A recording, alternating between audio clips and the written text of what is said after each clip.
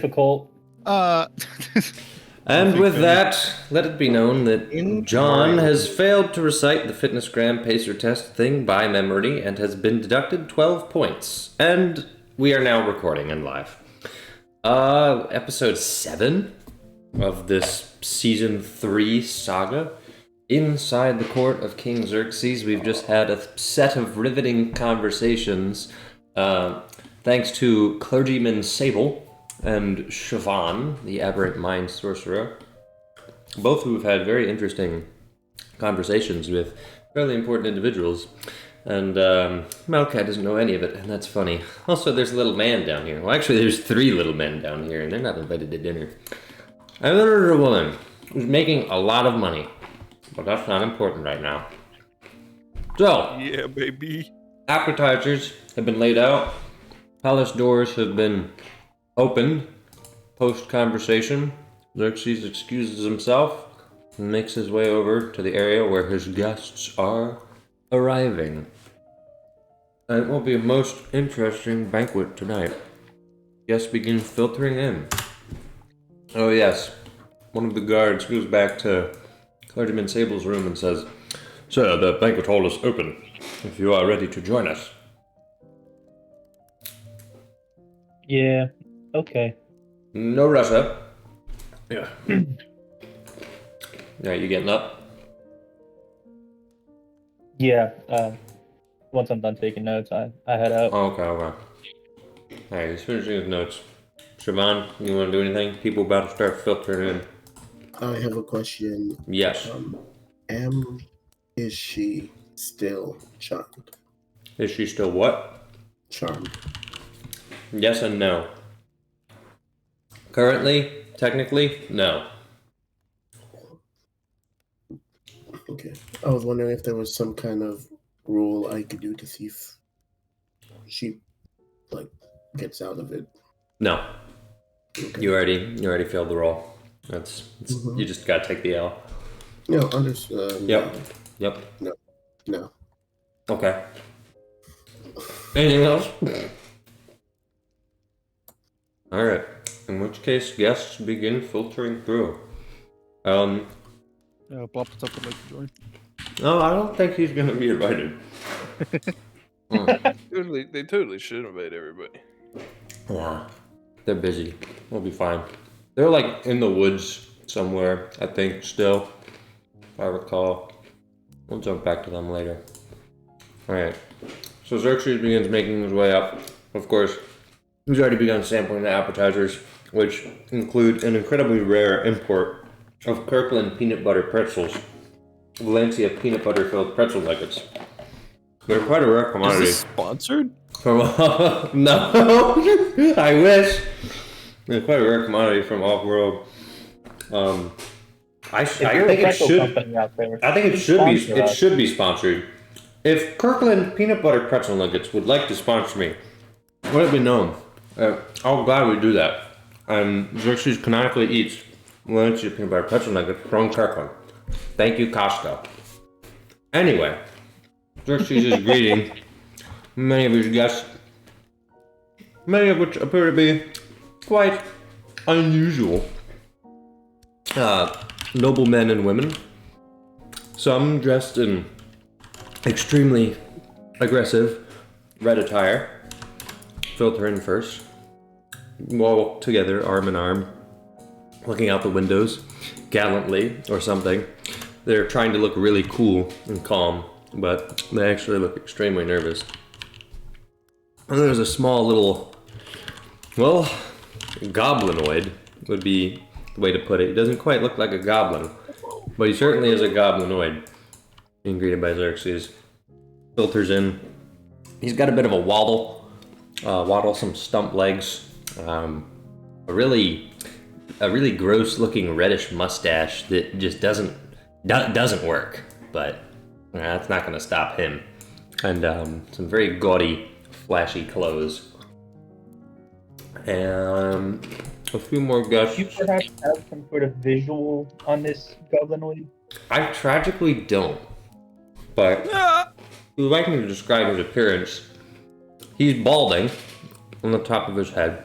He's got reddish hair that's gone gray in some places. It's only on the back and sides of his head, the classic old man cut, and a very thin reddish mustache. What looks like a beer belly or something similar, and pretty plain pants, but a very flashy top with golden buttons, and a cream-colored shirt. One of those, white poofy collars. You gotta have one of them. You know what I'm talking about. I have no idea what it's called, but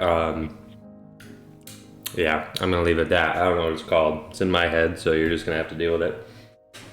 And then over that, I think, where's the colors? I gotta pull up a separate Google Doc, because he'd be wearing his special colors, which I don't remember what they are. Why do I have to have 800 million Google Docs?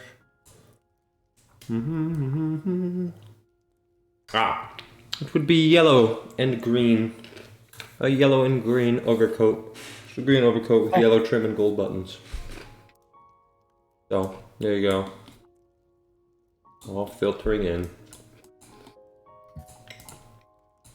Let's see if I can get somebody else here.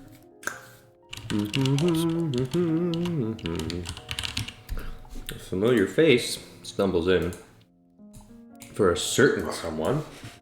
It's Martin Delumiere! Hey! That's our favorite Delumiere. Wandering in, making eye contact with Siobhan, and then carrying on his business. Who's that guy? Going out to the balcony. Oh, he likes his balconies, huh? Hi. No, Xerxes walks close to the door. Apparently one of the guards is relaying him some information. And that is all for now. So. Oh, wait. Nope, there's one more late arrival. Which is an unusual looking man with a gray beard and some light blue and yellow robes. Almost looks like a dress, but he's pulling it off pretty well. He's kind of a hero. He's stumbling in. He looks a little nervous, but plain human features. A little what's the word? What's the word for what I'm looking for? Swarthy. That's the word. He's a swarthy individual. A solid white beard. Seems like short gray hair underneath a turban or something similar. A headdress, shall we say. And for now, Xerxes turns and says, "This will be all of our dinner party for now. Appetize yourselves. We have some time before our dinner formally begins." And then put your pen by pencil in his mouth. Alright. So, things are off to a slow start. And the guests are all kind of just looking around awkwardly. Siobhan's gonna go over to Martin. Go over to who, what? Gonna go over to Martin. Oh, okay. You're gonna go to the balcony. Who's the question mark man? Would I be able to kind of look around to see if Ravenna was there? You have not seen any other members of Xerxes' family. I don't know what she looks like, but I have heard of her, so I was kind of just look to see if anybody kind of resembles him or just nothing. I'm telling you that nothing. It's cool. It's very quiet right now. Okay. You're thinking, what's your passive insight? 13. There's probably more people to arrive since dinner hasn't formally begun yet, but the doors just opened, so you're anticipating that more people are going to show up, but nothing right now. Okay. And answer Brendan's question. This man in the blue robes is the man with the gray beard, very ornate dress. If you would imagine, Mr. Sable, all of these three parties, there's a likely group of suspects here. You're almost certain that this man is wearing the colors of House Roshan. The Goblinoid, you are almost entirely certain, from everything you've heard, is Gingle, who, yeah, enough said. And then the other two, you're not entirely sure, but they've all congregated. You assume that they're from one of the other noble houses, likely Taylor. And that's about it. Ron, still making your way to the balcony? Yes. Alright. Welcome to the outdoors. You are hit abruptly with a rush of wind, and it's a bit of a biting chill down your spine, but you adjust to it quickly enough. I don't have my Windy Mountain sound effect. How could you? It is. It's so loud. Oh, it's just you and him. He hasn't noticed you enter the balcony, it seems. She's just going to, hello again. Siobhan, I see you've arrived safely. Yes, and I wanted to thank you. I'm enjoying such comforts now because of it, so thank you. Well, don't thank me, it was not my decision. You're in Xerxes' care now. And, he was about to say more, and then he just stopped himself and went back to looking up. If you don't mind me asking, Yes? well, I was telling the truth when I said I've always been fascinated by your family and the role they've played here in Lucine. And so, would it be possible, maybe not tonight, but for you to tell me a bit more about your family and their history? Provided I can use that as an excuse to not talk to the other members of the noble houses, that may actually be preferable. She's gonna kind of like smile and curtsy and then say, well, I look forward to it.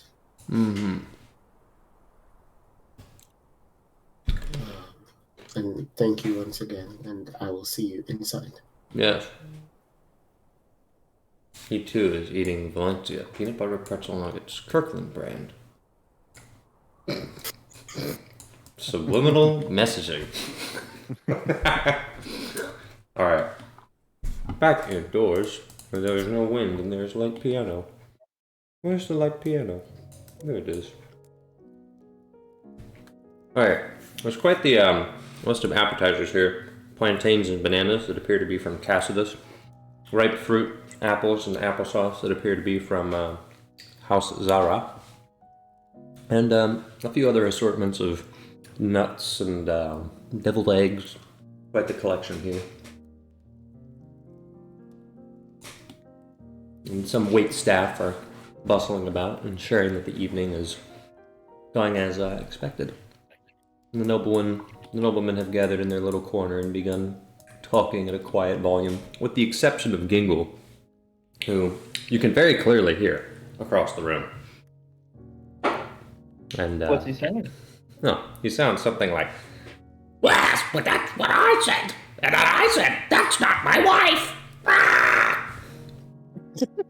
And then all the other noblemen are just like, Now that was funny. And I said, that's not my wife. I suppose, the music that's playing on the piano, is there a chance that Siobhan might know it? Sure, roll history.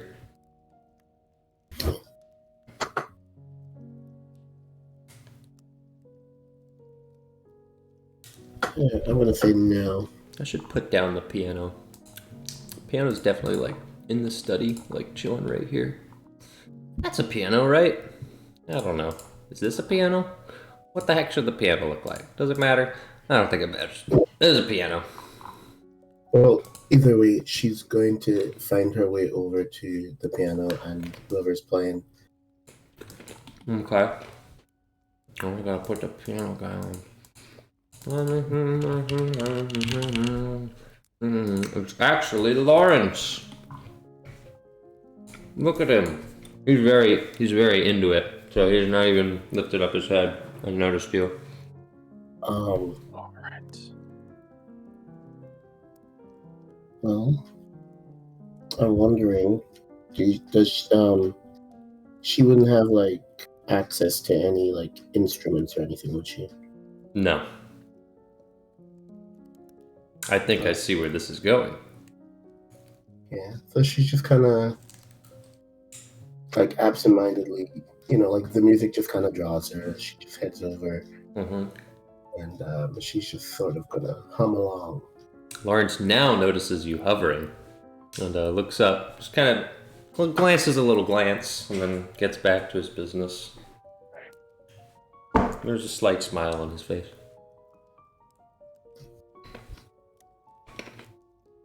I'd like to talk to the goblin. Oh, Yes. Mr. Sable. You walk up to the group of noblemen and hear Gingle inserting himself into the conversation. Well, it always worked out for me. Are they like sincerely talking to Gingle, or is it like he's talking at them? A little bit of both. It looked like they were trying at one point, but he has his own plans for the way that the conversation is going to go. And so, eventually he says, So yeah, business is booming. Booming as always. Love those pigs. Pigs are great. Bacon is great. Love bacon. We love bacon. Best bacon in all of Lucine. Who are you? Is there? and then he just looks up at Sable. He's a very short little man. Well, hello. My name is Sable. Damn. I don't believe we have met yet. We have not. I am Lord Gingle of House Tiana. He stretches his hand, his arm straight up as high as he can go to get to your torso so that you can shake it. Gingle of House what? Tiana. Tyana. I'm pretty sure this is the guy. I think Reinhardt was... I don't know if Reinhardt mentioned Gingle or not. I think he just mentioned Belos. So, you might not know of Gingle. Well, you might know of him. We could certainly roll a history check. I would absolutely love to. Go right ahead. How's a 4 do? Who the hell is this? You don't know why he's here. He's wearing the colors of House Tiana? You had no idea that this was the thing. Presumably, just from context clues, because you're not a stupid man, this is probably the leader of House Tiana. Because before you is presumably the leader of House Rashan and the leaders of House Taylor. You don't know what the heck is going on with this little man. You've never heard of him in your life. Well, it's a pleasure to meet you. Indeed. Are you here for business, or? Of course. Why else would I be in the court of the king? Not for pleasure. That's joking. Xerxes is great and everyone loves him. Indeed. Well, what sort of business do you do? I am the leader of House Tiana. We do stuff like pigs and chickens and oats. The oats are for the pigs, but some of the oats are for the people. We also do rice, but I don't like rice. It smells. So, livestock and food? Yes. I like pigs. Pigs smell good. I see. My good sir, are you a member of the clergy? The man in the blue robes is now addressing you. Indeed. A pleasure to make your acquaintance. I am Narif Roshan. Sultan Narif Roshan. And I suppose while we are doing introductions, may I introduce you to the noble Duchess Griswire Taylor and Grismore Taylor. House Taylor? Indeed. Why, of course. I would love to meet these wonderful people. Yes, how do you do, sir? Very good to meet you. You cannot tell if these people are married or if they are siblings, or both. And it makes you uncomfortable. Does it though? Maybe not. Make me uncomfortable. No. Is there no House Ararat? Nope. If, well, you wouldn't recall because you're not here. But I'm not there. Siobhan was in the meeting involving the Zyra rep, and she left early. Ah. That's right. Yeah. I forgot about that. Mm-hmm. Who was that again? Baroness Golamuf Zara, the old dwarf lady. Oh, fuck. Okay, yeah. Okay.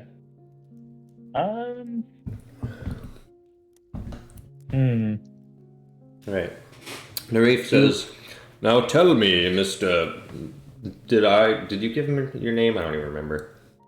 I did. It's Okay. Let's make sure. Sable. Who's gonna say?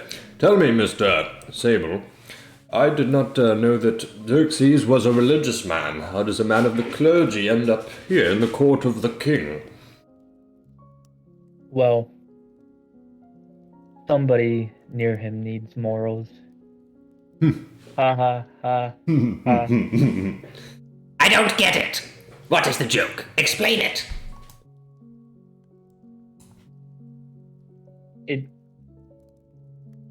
You're a funny one. I am? Terribly so. Well, Xerxes, he really found me before I found myself. And under his care, I was able to grow as an individual, both in skill and morale. Very good. I did not know he was involved in the church. Very interesting. So I take it you here too for business? That didn't Yes. come out right, but you know what I mean. Well, I'm currently running an errand for Xerxes at the moment. Ah, yes. I've done a few of those myself. Some stories to tell there. Surely.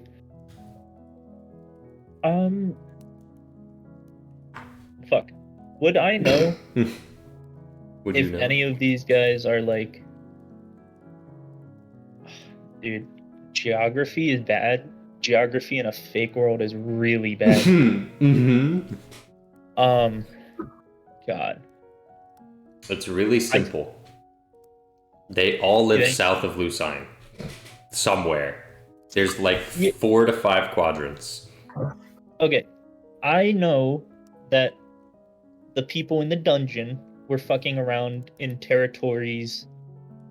God, where was the guard was killed? In Königsberg. And Königsberg. that's south of all of these houses. Okay, This Königsberg is independent. and then the army was moving. Is that also south of all of these guys? The army The was... question I'm asking is, would I have concern about, like, there were 3 events. Did any of those 3 events happen near these people's, like, Right. regions? The army moving around did, but when it kind of disappeared, the last lead that they really had was some activity in Zara. They Okay, had reports. and she already focused on- left. That's true, yes. So that's the guards. What was the last event? I don't remember. Army disappear. Killing in the Lucine Asylum. Yeah. That was a huge one that they're Yeah. really concerned about. And where's Lucine compared to all of these guys' place? It's all pretty much immediately north. I might be able to pull up the map for you for context. I just gotta switch my stream. Give me 1 sec. No more music for you. Alright. It's super... Okay. I'm listening to Bad to the Bone. Perfect. It's super simple. Alright. You are here. House Lumiere is here. So y'all just went west. Taylor's here, Zara's here, Roshan, and Tiana, all basically south. Königsberg is yonder. And then the Lucine Asylum is over here. So, this is the closest to home that they've been hit, which is why it's pretty much the biggest priority. These are stuff that had been going on a while for the army, then the army disappeared after alleged reports of things happening with Malachi and Zara, which you were probably briefed on at some point. And that's about it. Okay. So the only thing I would have concern about these guys would be like arms moving around in their territory. Mm-hmm. Would you talk to them about that? Love to. Well, you should bring it up. Yes. Well, speaking of laboring for Xerxes, I've been alerted to some troops moving in peculiar manners through the territory below Lucine. You refer to the rebels. That's Grizzwire. Yes. Yes, they caused quite the trouble for our workers, burning our fields. We lost a great deal of our corn yield. Our livestock were affected as well, Says Grismore. Many cattle were slain. Needlessly, might I add. Entirely needlessly. They didn't even take them for meat, just left the corpses strewn about. Despicable behavior. Yes. I did have similar issues as well. Many of our wheat fields were burned, barley as well, and it severely cut into my ability to service the kingdom and its various quotas. How troubling. Indeed. Things have been well recently, though.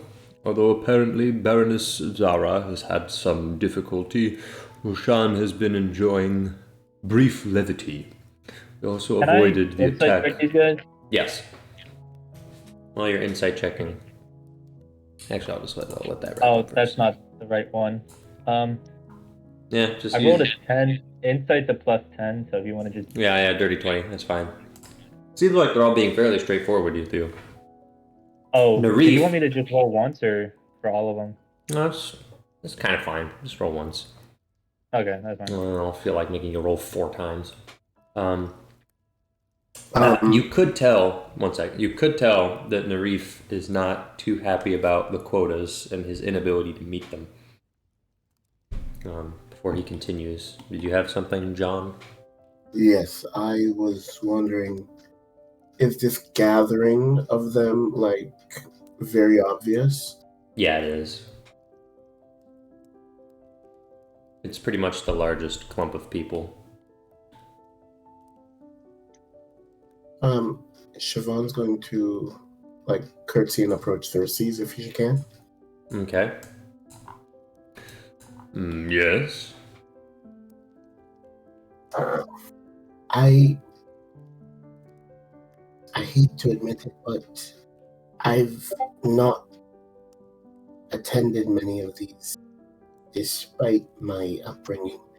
So, is it typical for people to cluster together like this?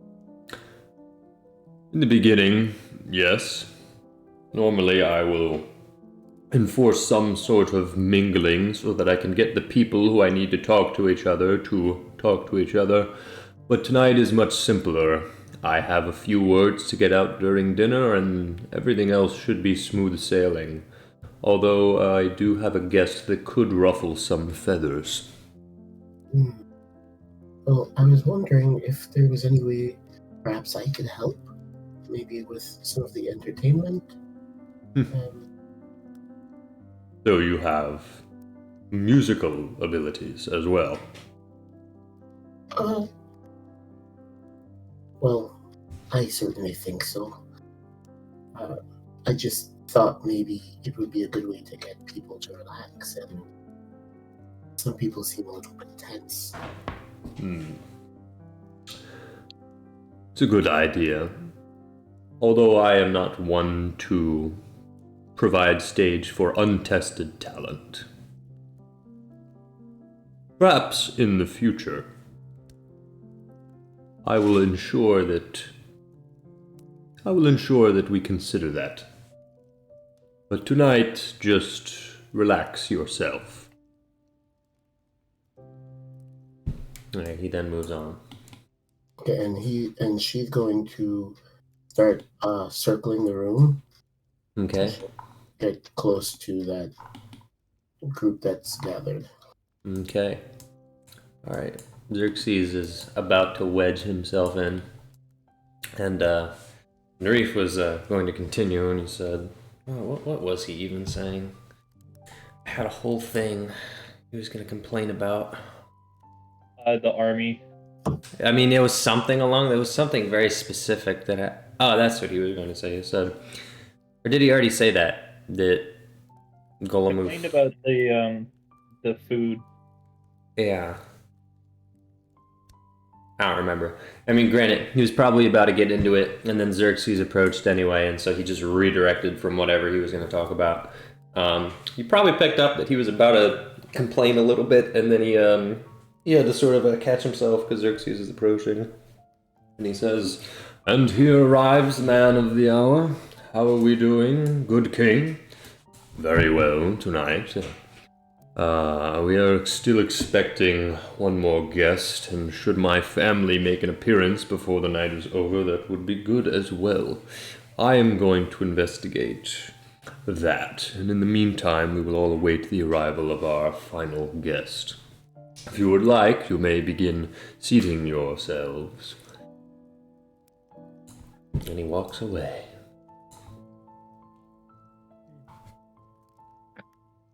Well, I'm going to seat myself.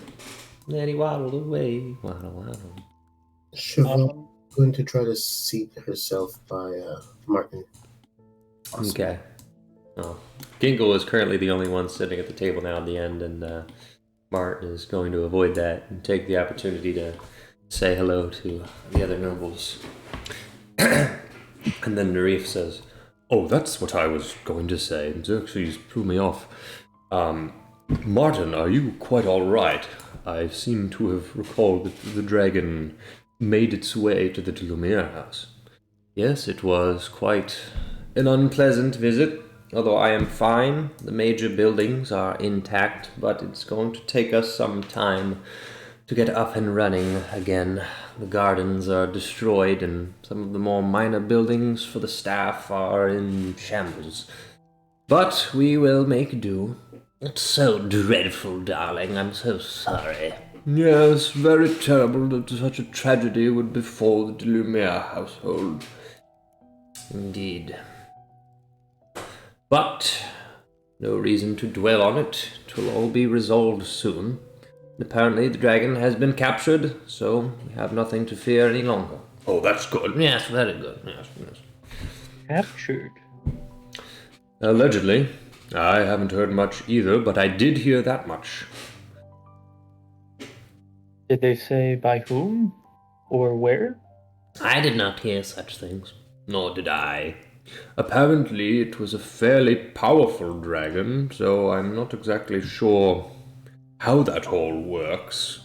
I've never seen the dragon riders myself. Well, not up close. I've seen some fly far in the distance. I've tried to ask around how many dragons they actually have, and the answer always seems different depending on who they ask. They don't have more than 3. I sincerely doubt it. Dragons live so long and take ages to mature. They can't have that large of a roster. But on the other hand, you can birth several hundred dragons at once if you know what you're doing. And of course, Lucine has been around for a while. Who knows?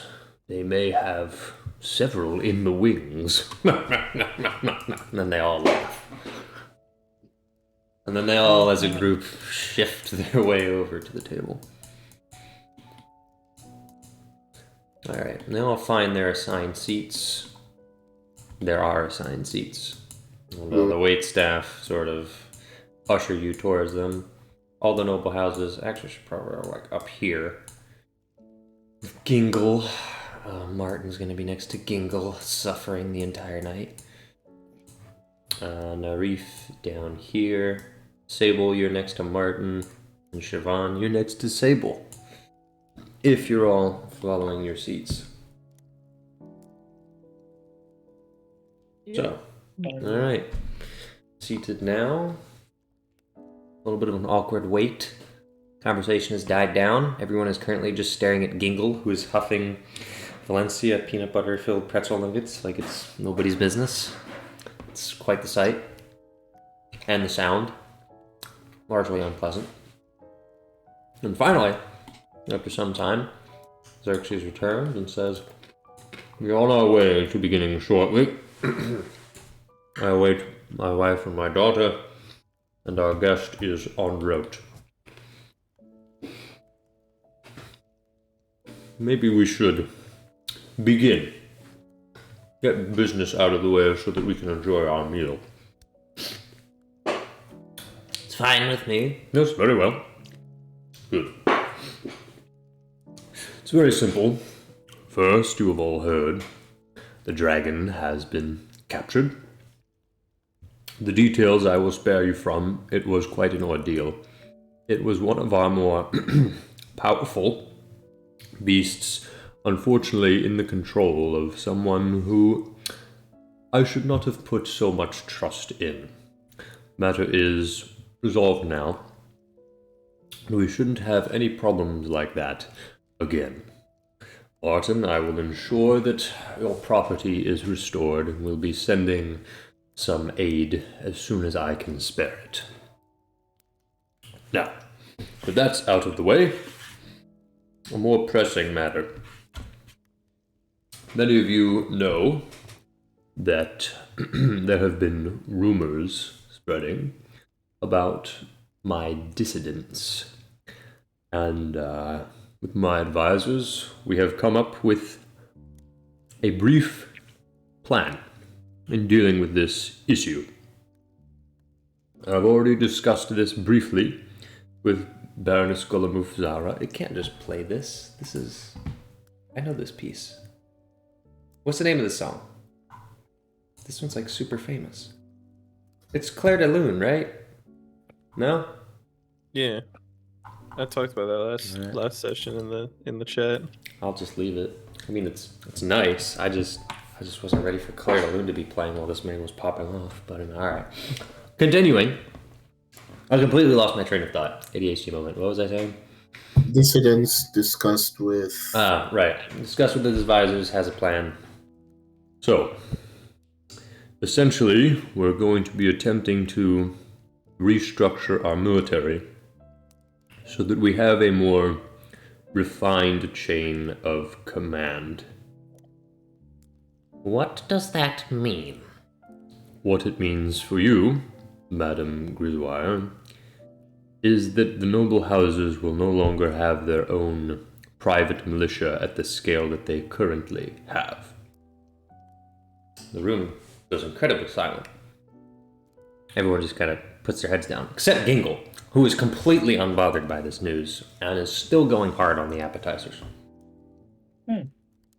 So, this decision was one that was made carefully, but after a number of analyses of the problems that we've seen, a large part of it is due to the decentralized nature of the house's militias. For example, in dealing with the assassination of Lady Lene, there was some difficulty in mobilizing due to the fact that her house refused to cooperate. Now, I am not saying I expect the same lack of cooperation from you all, but the mere problem at its core is that there was a separate chain of command that decreased the efficiency with which we could act. This is not something that will be sustainable should we desire to continue thriving despite our very clear dissidence.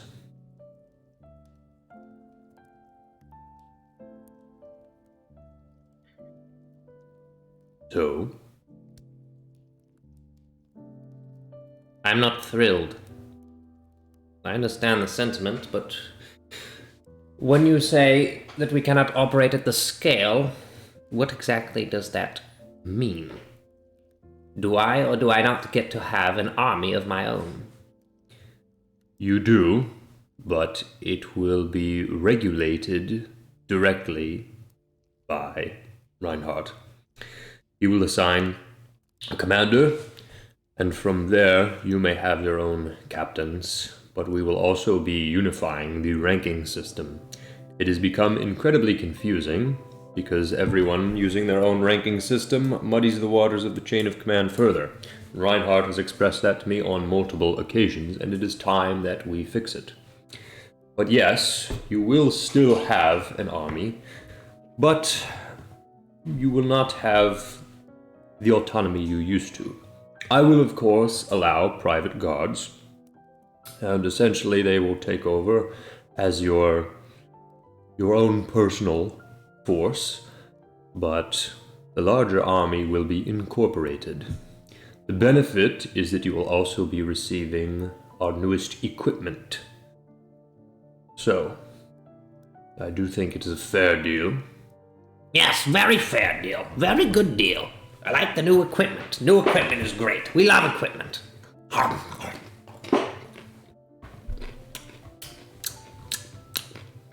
He begins aggressively chewing. I'd like to look at all of the house leads other than Gringle. Yep. Dingle. What are their faces saying? Well, Narif has just kind of got his head down and is blanking out, looking at the wood. The Taylors are processing it. One of them is leaned back. Grizzwire is just sort of, doesn't really seem affected. Grismore is not happy at all. And Martin is completely neutral.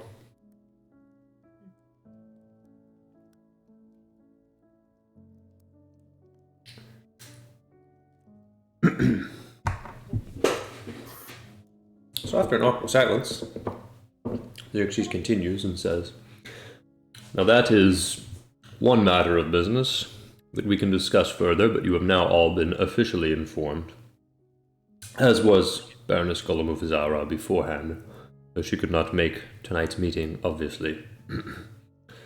Now, there is another matter. As I know you have all been affected to various degrees by the plague that has been Malik de Lumiere's rebel force." And he kind of looks at Martin dirtily, and Martin just kind of remains blank-faced, but not too comfortable. Xerxes continues. "This issue has not been resolved and is only compounded, resulting partially in this decision, but also in the next. We believe now that not only is Malik de Lumiere in charge of this army which has vanished from the face of Mandril, but now that he is working with his brother." Martin looks up and his eyes dart over. He's like, "Malachi?" "Yes. apparently not dead or missing. There are rumors, but they need to be investigated. Which is why I recruited clergyman Zabel, who's one of the finest inquisitors in all of Mandril. Possibly the best detective in all of Mandril, although apparently there are not many to come by, and one of them is a political enemy. That is another matter. Hopefully, when our guests arrive, things will be cleared up and she may be able to answer some remaining questions we all have. Note that these decisions are not being made in light. All of this is for the security and longevity of the Kingdom of Lucine. And I believe that we have a good shot at finally having peace, at least in our corner of Mandril. Good King, may I bring up something that we have not discussed in some time? It is actually of greater concern to me than Malachi de Lumiere, who time will tell if he is truly the threat that we fear. I have a question. Yes. Are all these people comfortable having this discussion with like Siobhan being there, or? Yeah, none of them are batting an eye at you. Oh, okay. And Narif continues. Frankly, I was most concerned about the skyboats. I saw one myself for the first time a week ago, perhaps, and it was traveling west. Have you been involved on that front as well? Unfortunately, Narif, there are some things that are not yet open to discussion, but I assure you that threat is not ongoing, as is the threat within our own ranks. Your concern is noted, and I share it, but for now, it is not an issue. Oh, Narif looks substantially more relieved. And finally, two individuals come walking over. Oh crap. Now I gotta go in my other 8 million Google Doc. Where is it? There it is.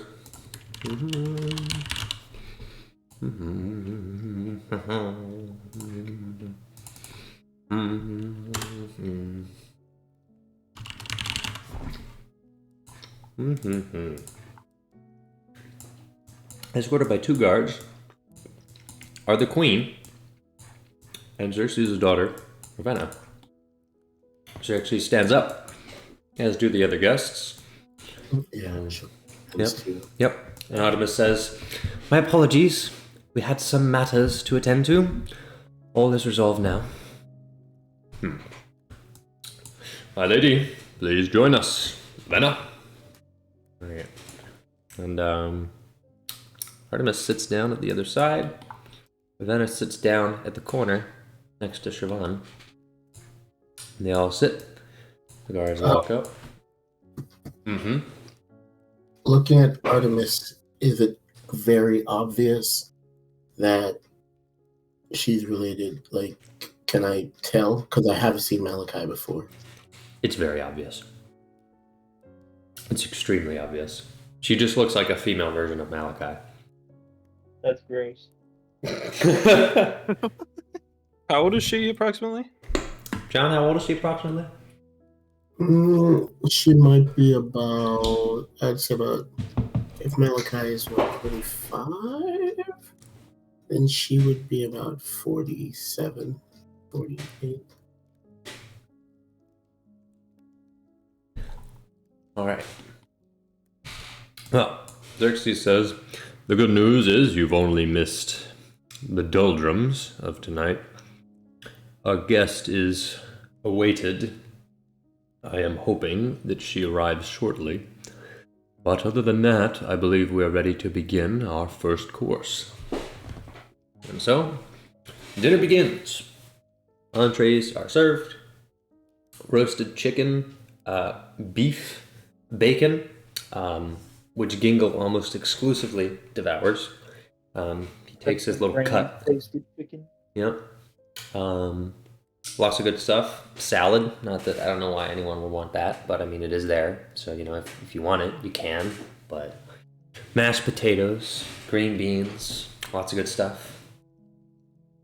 And of course the finest bread. All served all at once.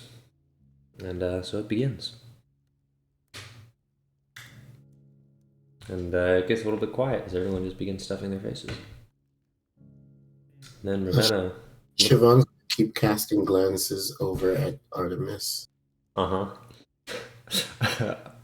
Artemis is just going to look over at Siobhan and say, "Oh, my darling, I'm sorry we haven't gotten to meet. You must be Siobhan."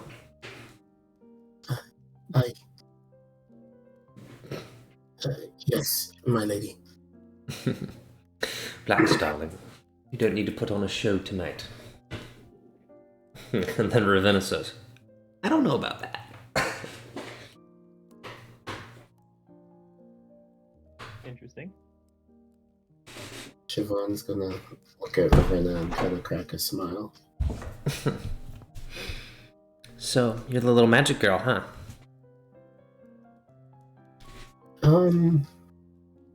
Well, I suppose so. What's that accent? Where are you from? You an elf? Oh, you're a half-elf, aren't you, dear? Ooh. Awkward. Fold her hands up. Yes. Wipes her hands on her shirt. I am. I mean, I don't mind, but I know how that goes, so... Don't expect that you're just gonna walk in here and find a new daddy, though, dear. Oh my god. That's not how it's gonna work. She says that very quietly. Does Sable hear it? Yeah. Good. Siobhan's just going to smile, but through clenched teeth, and say, "I hadn't considered that." Mm-hmm. We'll see. Hey, if all goes well, I'm gonna see what you can do. And we'll go from there. And maybe, if you impress me, things will go well for you. And are you hard to impress? It depends on who you are.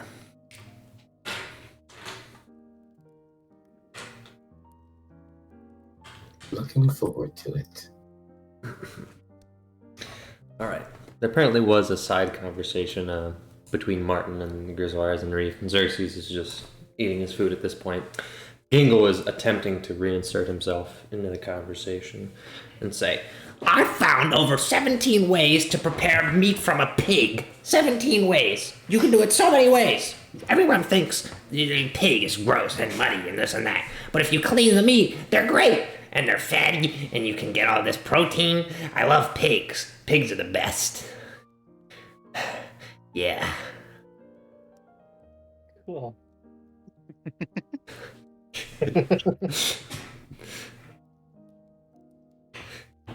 I clapped. I mean, I don't know about you guys. the silence is deafening.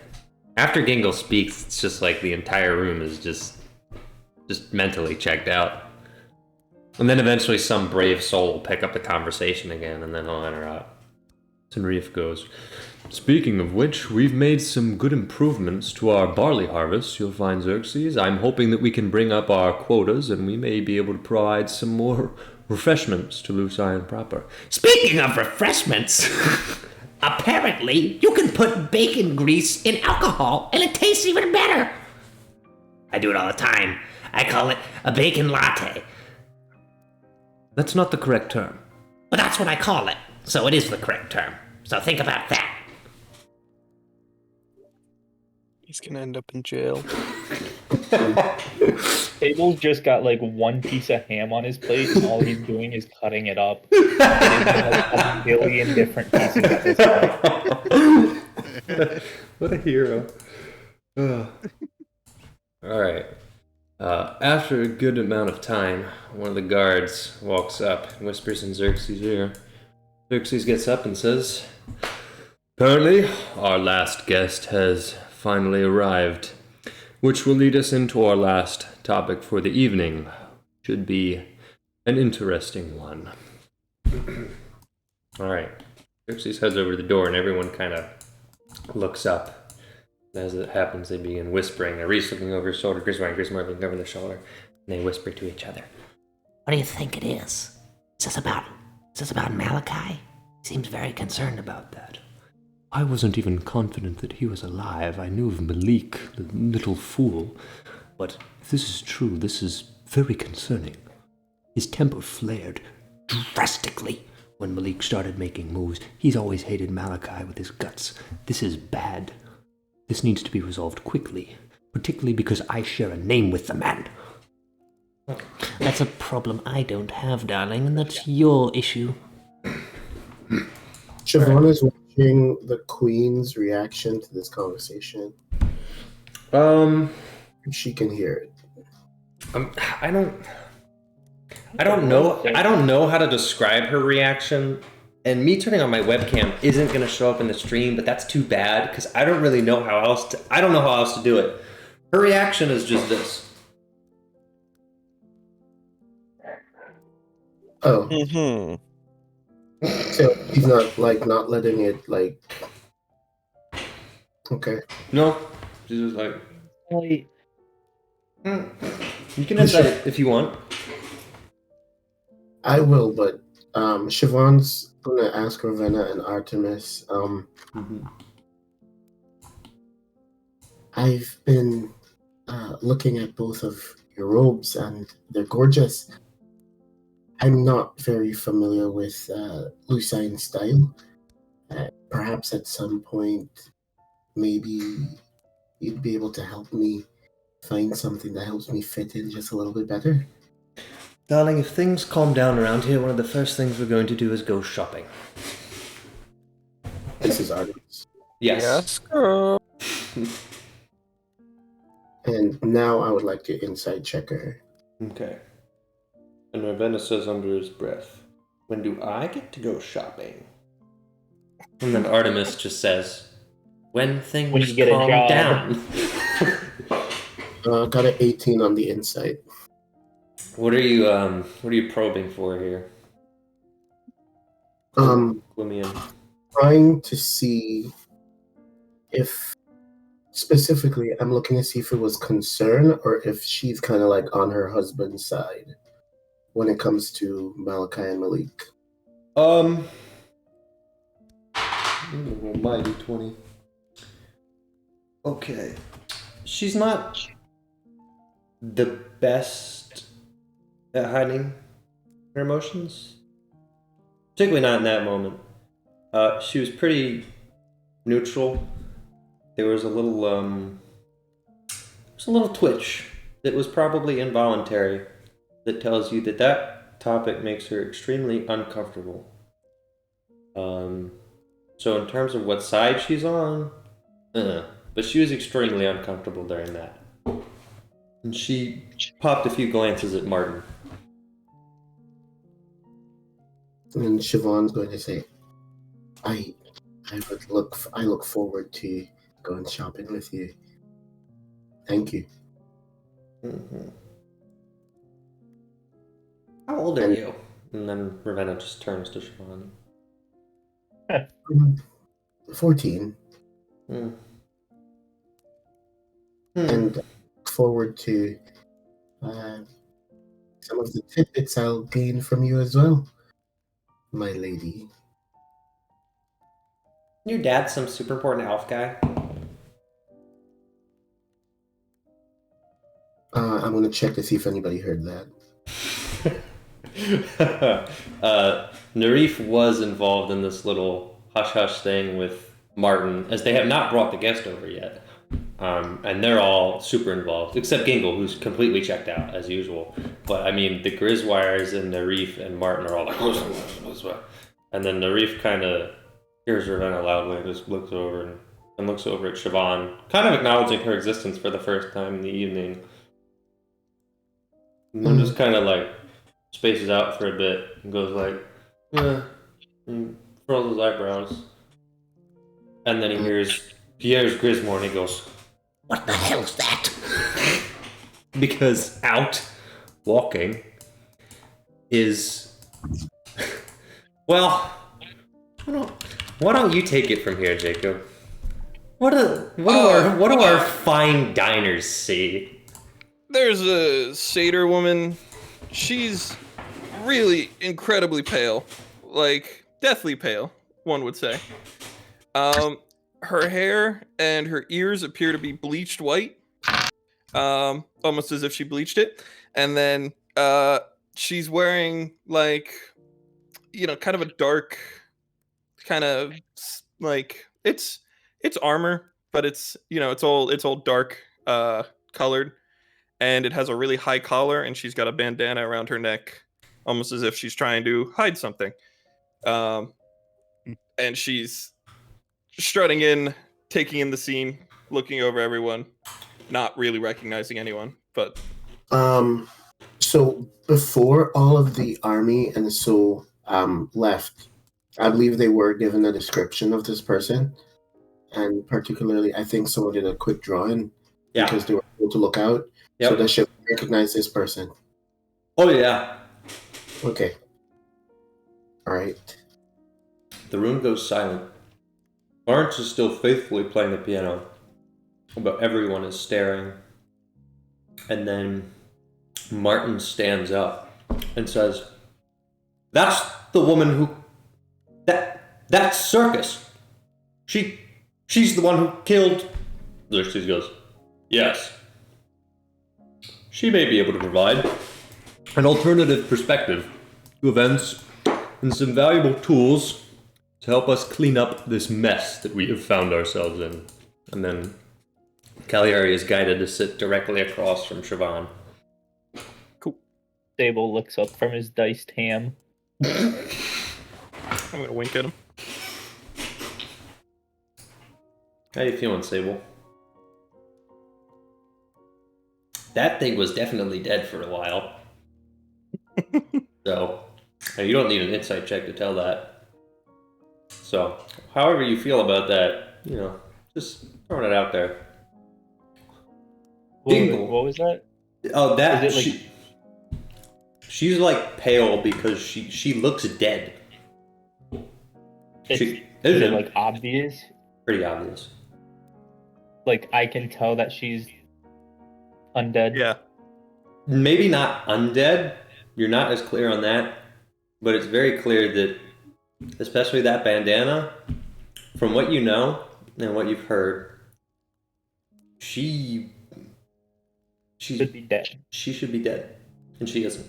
So you're starting to put together things from the rumors that you've heard and what Reinhardt has told you, and now things are sort of making a little bit more sense. But yeah. Alright, so Xerxes at this point just crosses his arms and just leans back in his chair. And Gingle does the same thing. Gingle cozies up and just starts grabbing pretzels like he's about to watch a show. And the Taylors just stand up and go, This is ridiculous. Lady Lernay was the daughter of a family friend, and now we dine with her killer? What is this atrocity? And Xerxes says, She's paid her dues, and she will prove useful. Anyone's death has not gone unavenged, I assure you. And goes, This is ridiculous. I will not dine with a killer. I refuse. And she steps up and walks away. And Grismore just looks up like things are going really bad. And he immediately softens over and goes, My lord, I apologize for her behavior. Although you must understand that this is not an easy thing. We were good friends with the Linnaeus, and this is abrupt. Not only that, but is she... What is... And Xerxes just calmly looks over and goes, In my opinion, the Nalays were a family who have been long overdue for execution. I'm aware of their sex trafficking, and I'm aware of your involvement in it. And if you would like to remain breathing, I suggest you follow your wife. Oh, I'm sorry. Your sister. Oh, that's right, both are correct. Leave. And then Gregor just gets up and he walks out. And you can hear in the distance Griswire saying, "Let go of me! Let go! No! No!" And then Grismore rushes over and is stopped by guards. And then they just say, "Sir, you're under arrest." And he goes, "What? This is... You did..." And then he just stops talking because he realizes there's literally no point in continuing. And they are escorted out of the room. Xerxes just sits back with his arm crossed, smiling, and giggles just like... Now the table is substantially more empty. And now Artemis is just looking at the floor.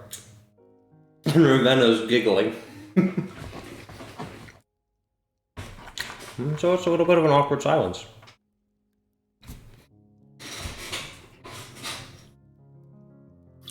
Xerxes is just chilling. You don't even care.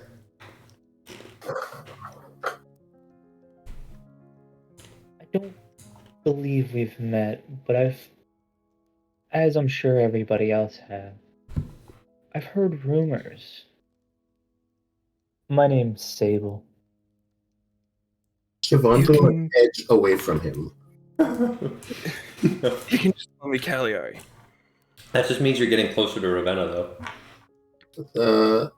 Right now, sufficiently less creepy. Can I see that she looks uncomfortable? Alright. Yeah, Ravenna is also gonna see that you're reeling from Sable and actually like put her arm around you and shuffle you closer to her. And Poor Sable. yes. Sable's not like a rapist or anything, guys, please. They don't know that. I'm telling that to a 14-year-old.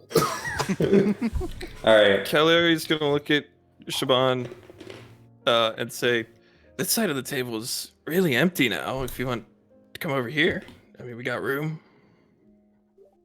Blow the whistle. Blow the whistle. Yeah, you're in the worst seat. You're between a creepy inquisitor clergyman, a rich brat, and an undead satyr. So, No, Yeah, go sit next to that one. take your pick, you know? no, Siobhan's gonna say, Nate right now. I actually enjoy being seated near to Lady Ravenna. There's a lot I'd like to learn from her, so thank you for the offer. Ravenna insight checks you. Hmm? Ravenna insight checks you. Are you like kissing up? No, I do want to learn a lot from her. What are you giving up? She's kind of squints. And also considering the options, oh yeah, I mean that. She kind of squints. And then she says, "If you're kissing up, well done." Alright. Well, Xerxes says, "So, for those of you confused by what just happened, wrapped up some loose ends, I think that'll be the last we see of Griswire and Grismore. I will not stand for that unprofessionalism and that irreverence. But let it be known. I also was not lying about the side business they were a part of. Gave me a good opportunity to bring that to a close. Now, hopefully, if any of you have any questions regarding our plans moving forward, we can discuss with Ms. Cagliari, or Circus as some of you know. Allegedly, she has quite the insider information, which I would actually like to hear myself, if you would, as we are now just meeting. So, Well, I don't know what you want to know specifically. Martin immediately pipes up and says, "Is Malachi actually alive?" Yes. Well, he was 2 weeks ago, I think. You've worked with him. A little bit. He just like completely cocks his head towards Xerxes, and then Xerxes is like, "Mm-hmm," and he just nods, like give him the go ahead, and then Martin completely leans up and starts going. So, what about Malik? I don't know. You don't know. You haven't worked with him? No, I think we were going to try to meet with him, but I don't know.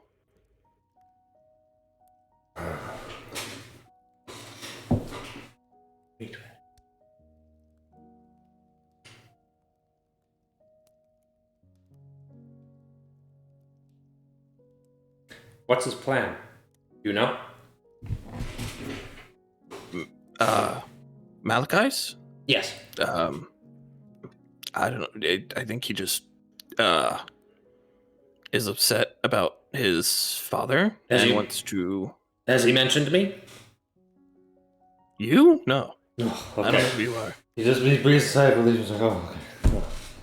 Siobhan is like discreetly looking over at Artemis. Artemis is just not keeping not doing so good. Not just just trying to cut up her ham like Sable into a bunch of little bits, not actually eating it, and just like not really keeping it together. Super great. She's not. No.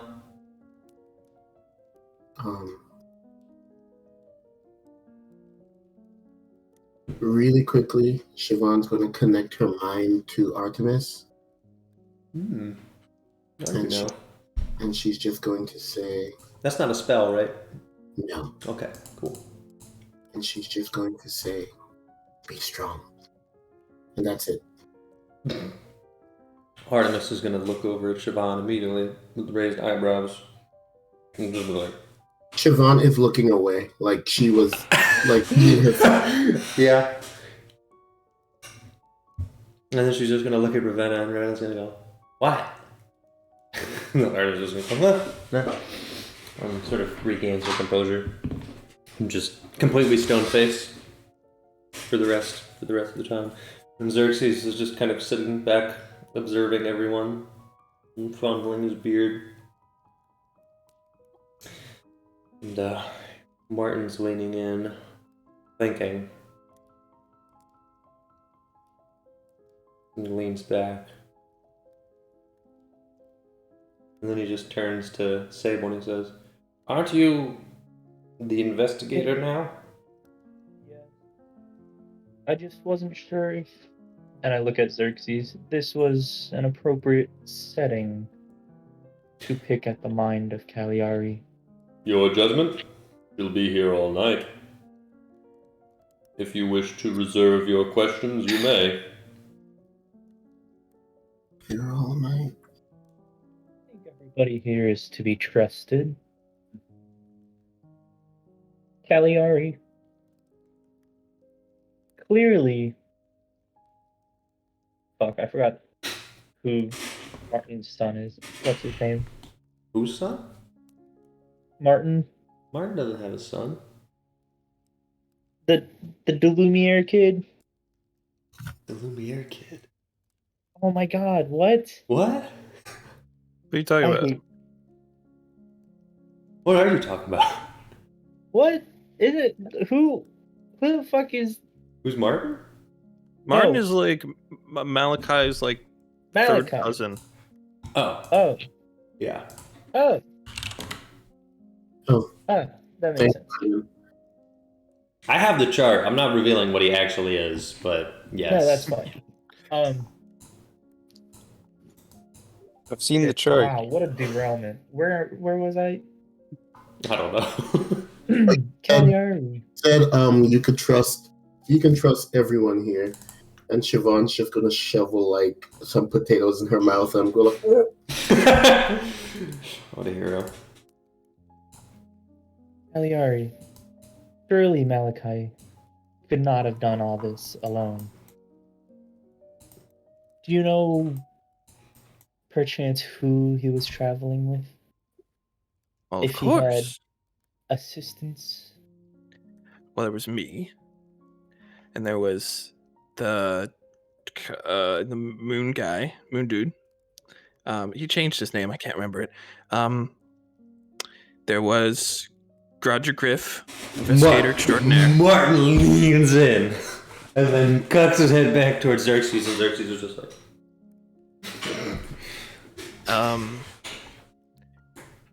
We had a dog. I don't know if that's important. There was a little dwarf guy.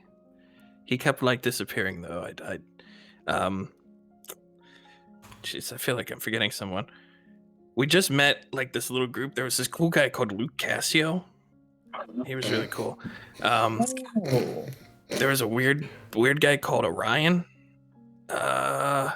Xerxes all of a sudden.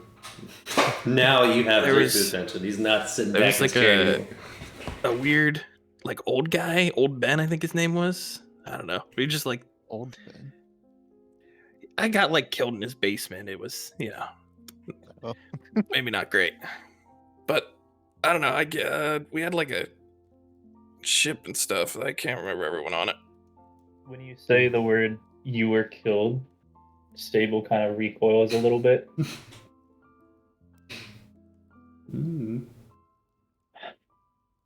Okay. Ravenna leans in and goes, "What did it feel like to die?" at this, Siobhan spits out some potatoes. Honestly, I don't really remember. Lame. How did they kill you? They cut my head off. Hence the bandana, I guess. Subtle. Thanks. Does Ravenna still have her arms around Siobhan? No.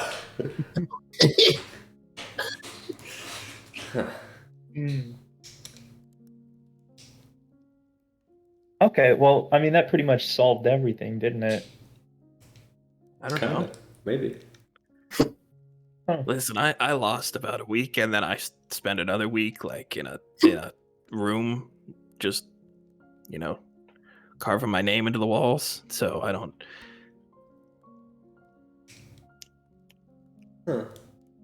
I don't have a super up-to-date information. Well, Can you still do magic now that you're dead? No, but I don't know if it's because I'm dead, or if I just kind of like lost the connection. Or are you a sorcerer? No, I had a patron. Oh, warlock. Oh, maybe after you Sure. died, your god thought that you were stupid and not worthy of it anymore. Perhaps. I think it was like a god of war, so maybe dying is kind of like the thing you're not supposed to do. Kind of cool though.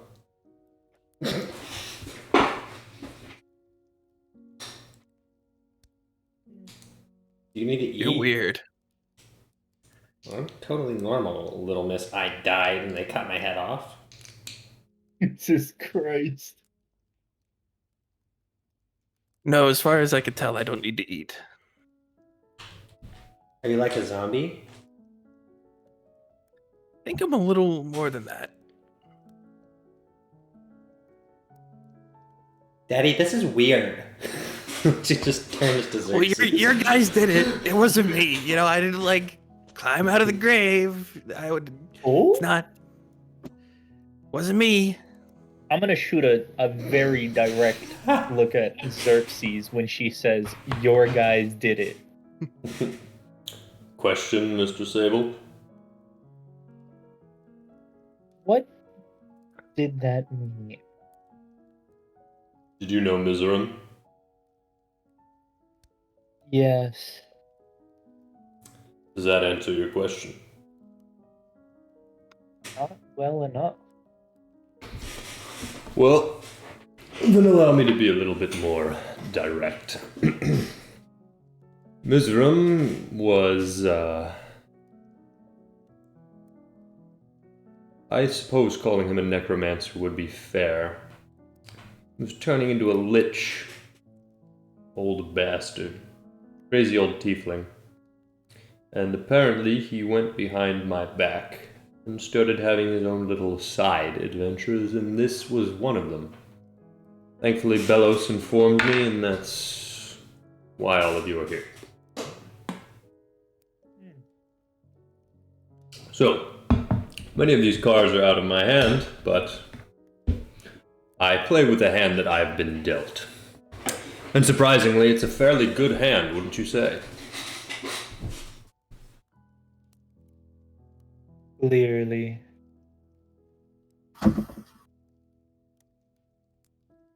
So, Cagliari. The asylum.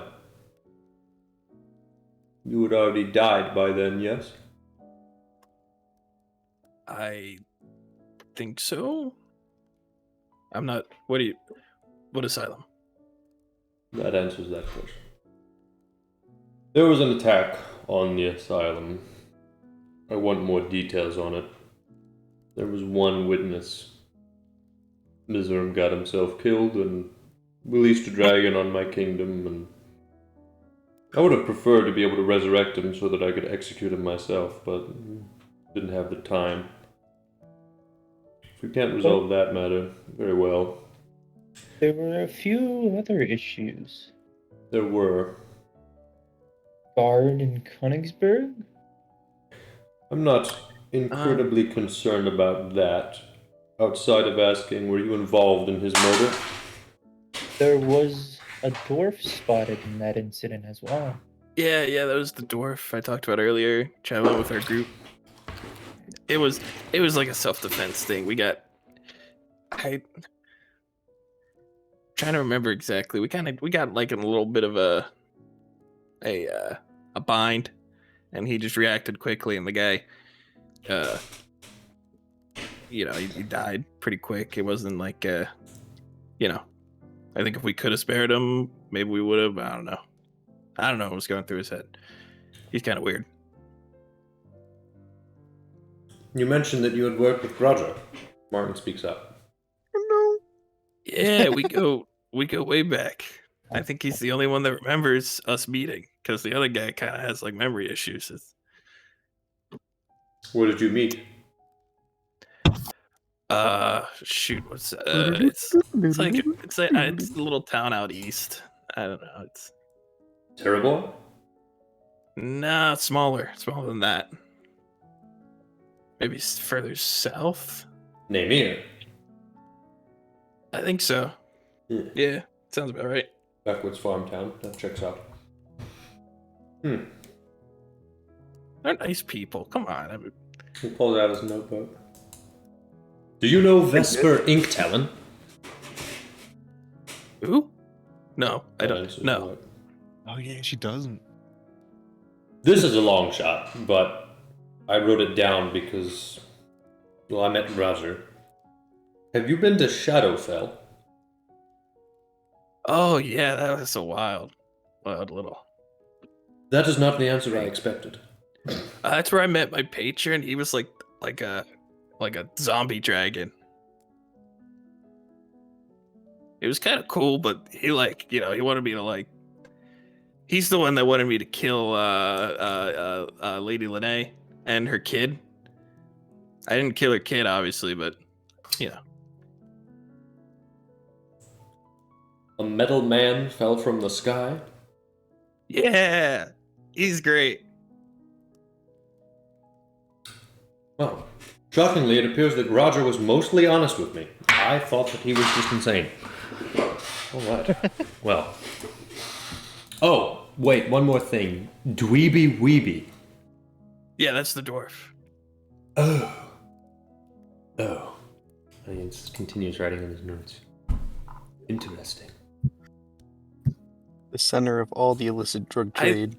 I think he's the one that cut my head off. Honestly, it's between him or Roger. I'm not sure. Obviously, 'cause, I got my head cut off. I think he's the only one that could have done it cleanly in like one blow. But I don't know if he was stealthy enough. You know, I've been thinking about that. It's been going through my head. Ravenna starts giggling.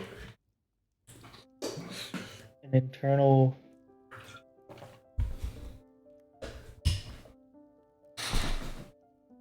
But it seems. Pushing some peas around her plate at this point. Yeah, Narif says, I'll be honest, I think this conversation has evolved past my understanding. If I may be off for the evening, and Xerxes just says, whatever you wish. And then he says, well then, good king, good queen, I bid you adieu. And Martin, Ingle, Mr. Sable, Ravenna, Undead Nightmare, and yes, good night, I suppose. And he just kind of awkwardly meanders away. I'm gonna scooch over to the middle chair. Yeah.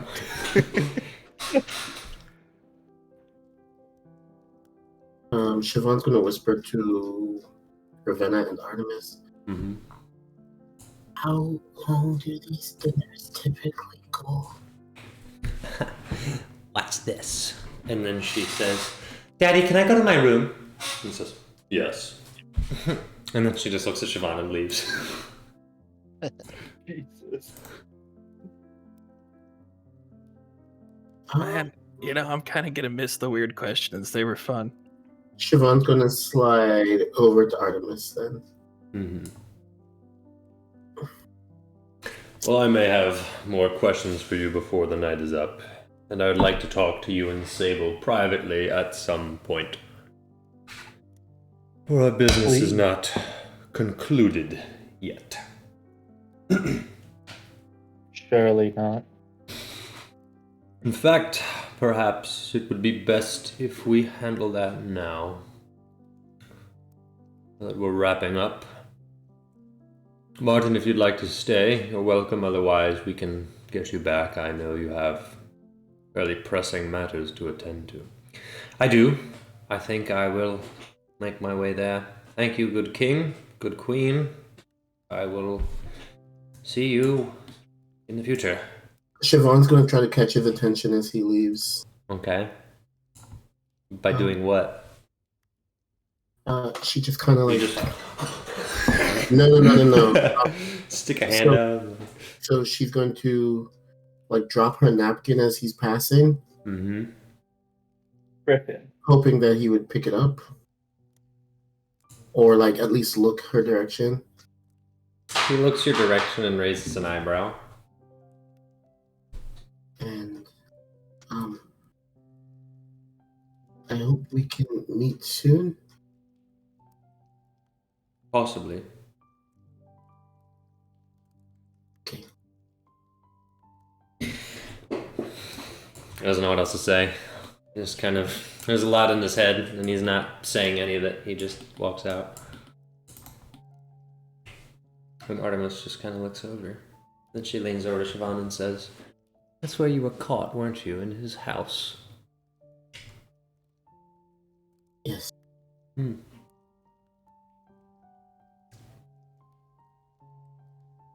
Interesting. Well, I myself have some things that I want to accomplish before the night is over, so I believe I will be making my way. May I accompany you? She's whispering. She looks over and she says, "My king, may I show our new guest?" Xerxes kind of like,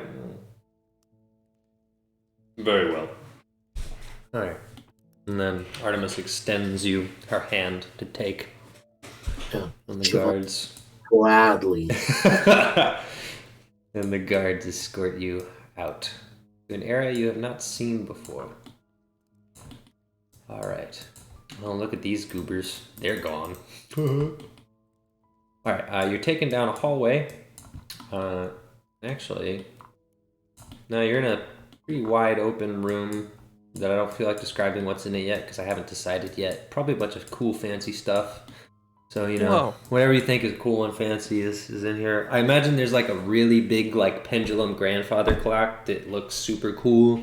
And a bunch of gold and armor and stuff and, like, gems and, like, wild stuff. And then, where is Artemis going to say? Actually, she's just going to say, I need to get something from my room. You wait here and then I'll show you, hopefully, where we can get you to stay for your visit or whatever becomes of this. One moment. And she heads into the room and leaves you with the guard. Alright. Now, I think Lawrence is officially going to wrap up for the night. No more Lawrence. The hall goes silent. And now it's just Xerxes, Sable, Cagliari, and Gingle. And Xerxes says, now, some more business to attend to. And then he clears his throat and looks in Gingle's direction. And Gingle is just still, just like... Now he looks up. And he looks at Sable. And then he looks at Cagliari. And he goes, Oh, am I supposed to go now? and Xerxes goes, yes, Gingle. And he goes, Okay. Well, thank you for dinner. this was great. I'll tell you that way. Honestly, I think I should have been for a while.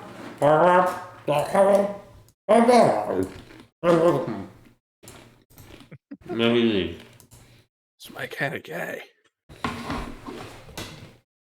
Alright. Now I just gotta finish chewing. And go make some crop. Oh man, that's a lot of peanut butter. Get a drink of water or I something. got, man. yeah, hold on. I have we'll go. Gingle had to stop and lean against the wall and finish chewing.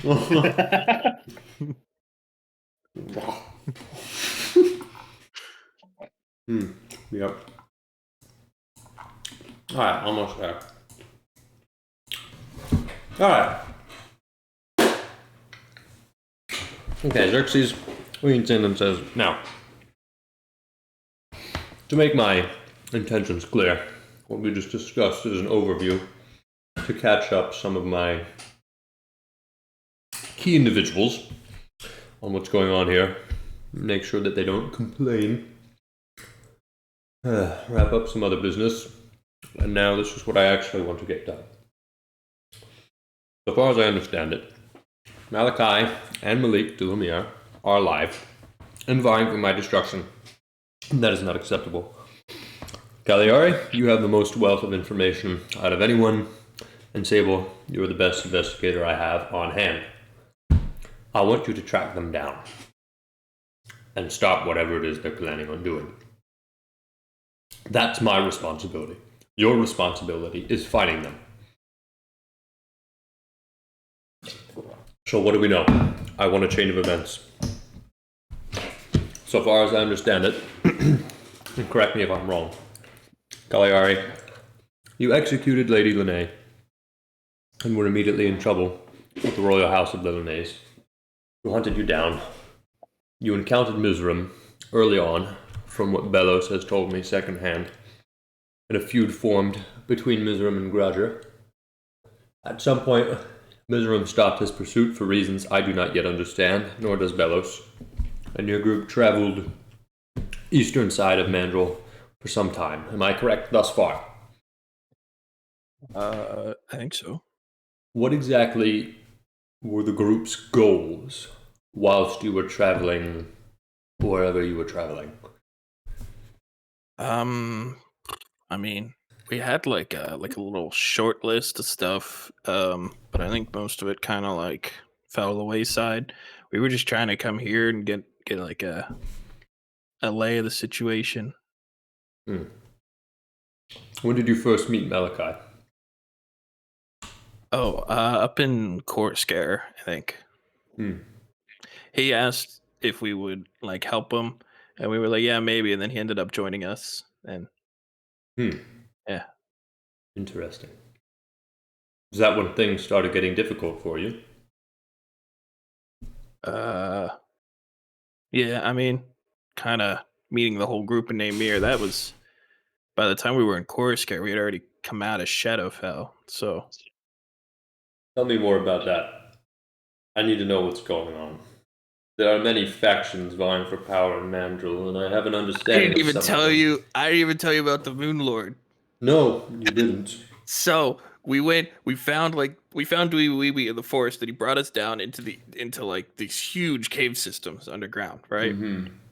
And then we ran into like some gnomes, deep gnomes, and they Mm-hmm. like kind of treated us like, hey, we're gonna be friendly, and then they captured us and brought us to their leader, and their leader was like this little gnome dude in like golden armor, and he just I tried to stab him, it didn't do anything, and then he just like clicked us away into Shadowfell. And then we like ran into some gnomes down there, some more gnomes. They had also been banished.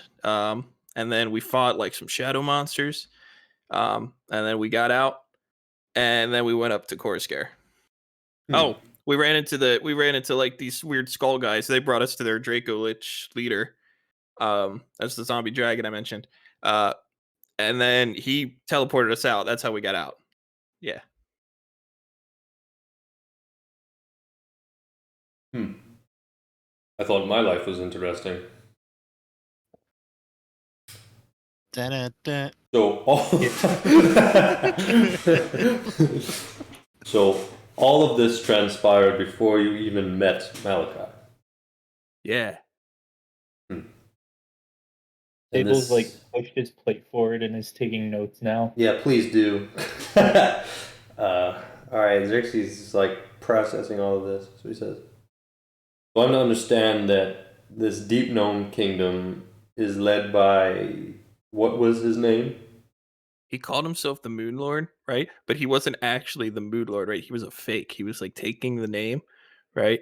And there were a bunch of these like fish people, and they like gave him power, I think, by believing He in him. summons over one of his guards, and then not so quietly says, "Follow up with that cult. I want them tracked more regularly." What was that? He turns to one of the guards and tells them to follow up with that cult. I want them tracked more regularly. More regularly. All right. Xerxes then says, the political enemy to add to the table, I suppose. This gnome, is he largely reclusive, underground, unconcerned with the surface?" I want to say, like, he kind of seems like he might want to come up, but I can't remember exactly what he said. That was a while ago. Good to know. So, very well. Have you had any interactions with the, what did they call themselves? The Nation of Steel, whatever that means. I don't think so. I see. Are you aware Maybe of what happened? I think I recognize the name. That might have been when I was like insane for a week. You were insane Abel for a week. underlines something in his notes. Oh, yeah. So the Draco Lich, I kind of like pissed him off, and he like zapped my mind, and it was really bad. But then I got fixed by the God of War I mentioned earlier. And then I died. So I went from being like, driven crazy by a dragon in my head to actually like brain dead, and then back to normal, and then dead for a week, and then locked in a room for a week. It's been a month, man. I see why Bellis took an interest in you. So, you're aware of what happened to Coruscant, yes? Oh yeah, I had a vision. Wasn't sure if it was real until the others were like, "Hey, which that spoke?" And yeah, and it got like blown up. Indeed, it has. We were pretty far south by that point, so we didn't have like great information. And you were with Malachi at that point. Yeah. Where did you head? South. South where? Coney Creek south? No, we went around. We were on a boat. There was like a little podunk town over far eastern shore. We skipped around. What's it called? Fort DuPont. I think. I'm pretty sure we didn't go through it. Like I said, insane week. Then I woke up on a boat, so I think we went somewhere out east and then around south and then to Königsberg. That's where you were killed. After the skirmish with the guard. Correct. Did you meet Orion? Briefly. Did you meet Malik? No. All right. Is this making sense, Sable? She telling the truth? Yes. It seems to line up with the information that I have. But you don't know where Malachi is now.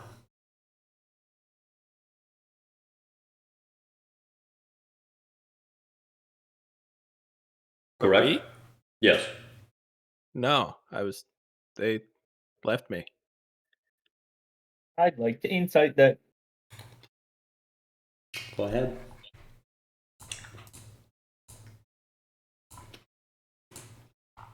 $27. Well, Jacob? That's very impressive, but they did indeed leave me in a mass grave on the side of the road outside of Königsberg. She's telling the truth.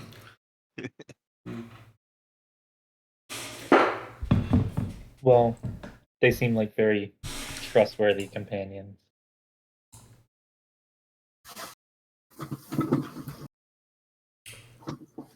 Martin noted to me that when he himself interviewed Grouger, he got information that they had made their way into the Feywild. Ooh. Are either of you aware of this? And what do you think of the validity of that statement? I mean, we went to Shadowfell. Is Grouger known to be an honest individual?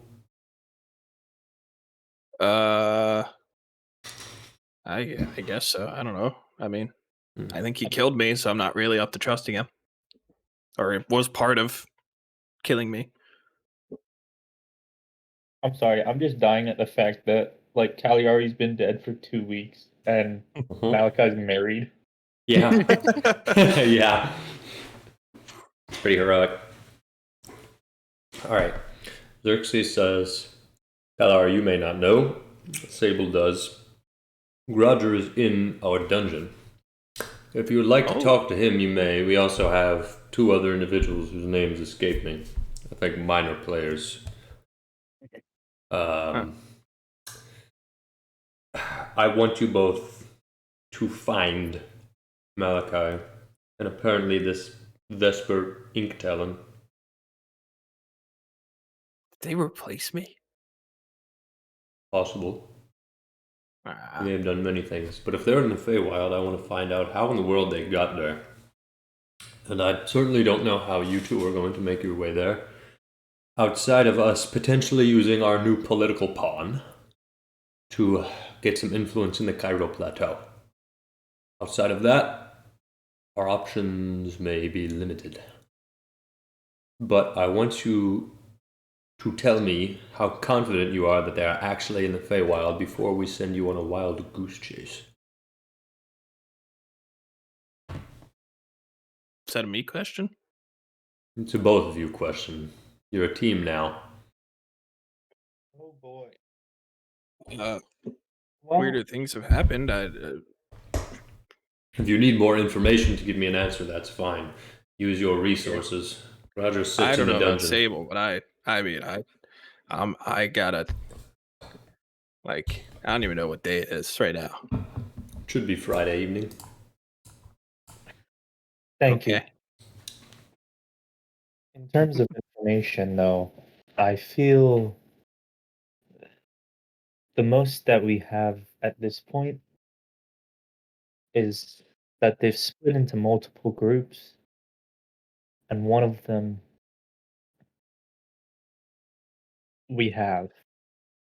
Hmm. The rest could be split in any number of ways. If It's Malik's just rebellion has been reunited with Malachi and he has taken the lead, they may be mobilizing separate task forces. I think They that's a very certainly have the military strong infrastructure to do it.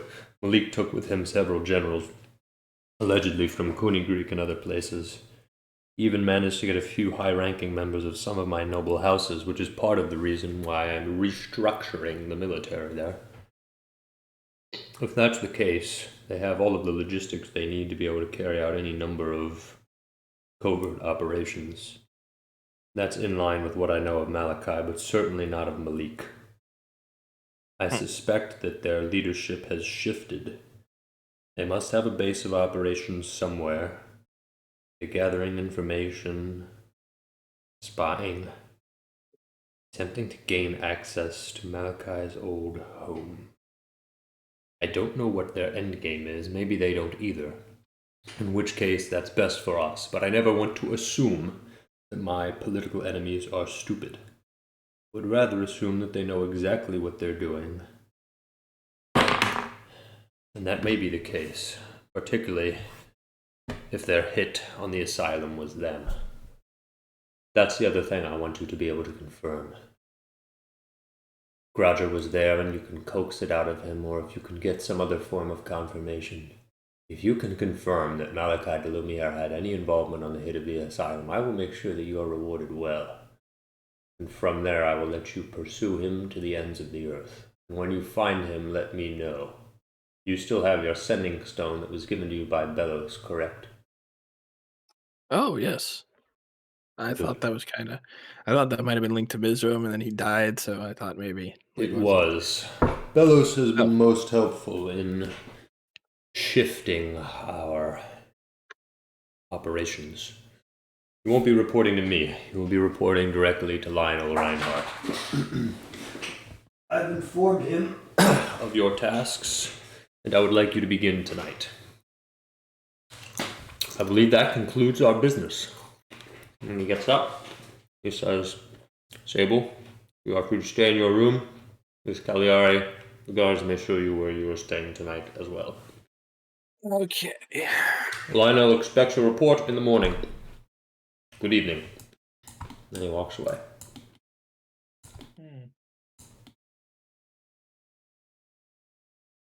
Well, partner, what's next? Next, we figure out where to go. Alright. Meanwhile, Artemis emerges from the room. Says to Stefan, Alright, dear, let's see if we can't get you settled. Come with me. Alright. And she, I'm assuming you're taking her hand? Yeah, I go with her. Is the guard following us the whole time? Yes, she is. Alright, she escorts you down. Escorts you further.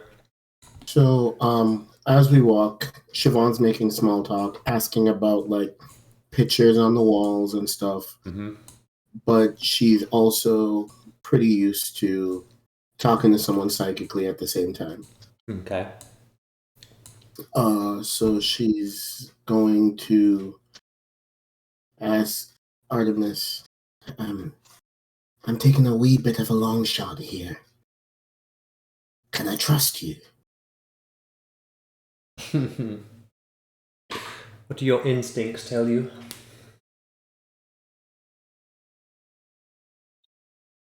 That if I'm wrong, it's going to be real bad.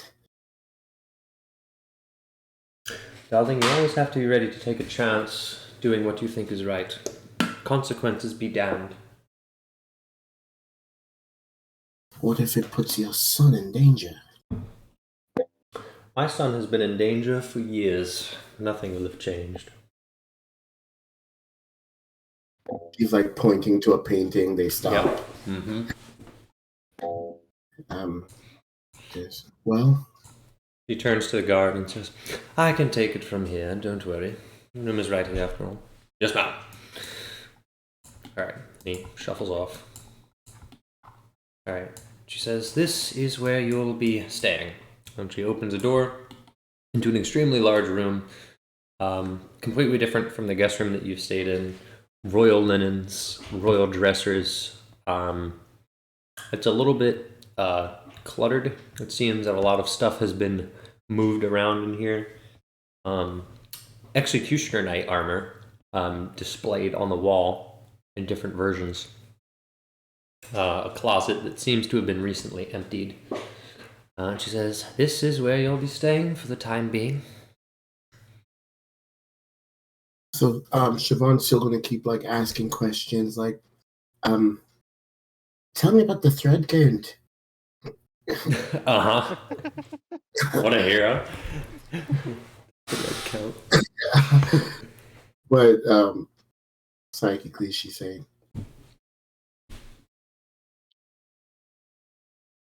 Mm-hmm.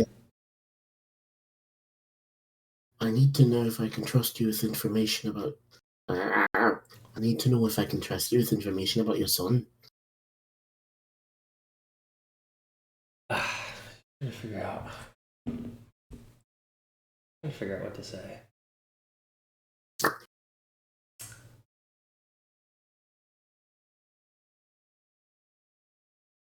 Just kind of pauses and then stops talking out loud. Then she just starts crying. She just kind of breaks down after a while. The nat 20 of the facade has officially faded and she's now just quietly weeping. Siobhan is going to pull her into a hug Mm-hmm. and kind of just lead her towards like the bed and just like pat her on. Mm-hmm. How tall is Siobhan? Probably not very. She's like 5'4" or 5'5", I think. She's a 5'4", 14-year-old girl. Pretty tall for a 14-year-old girl. She's a giraffe.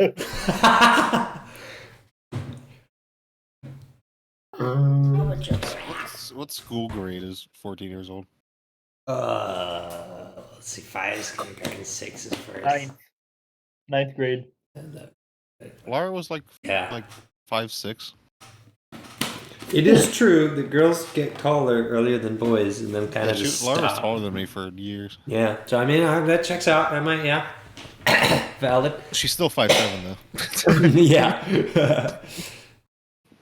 So, All right. I want to help. I want to help you. I don't know him very well. I don't at all.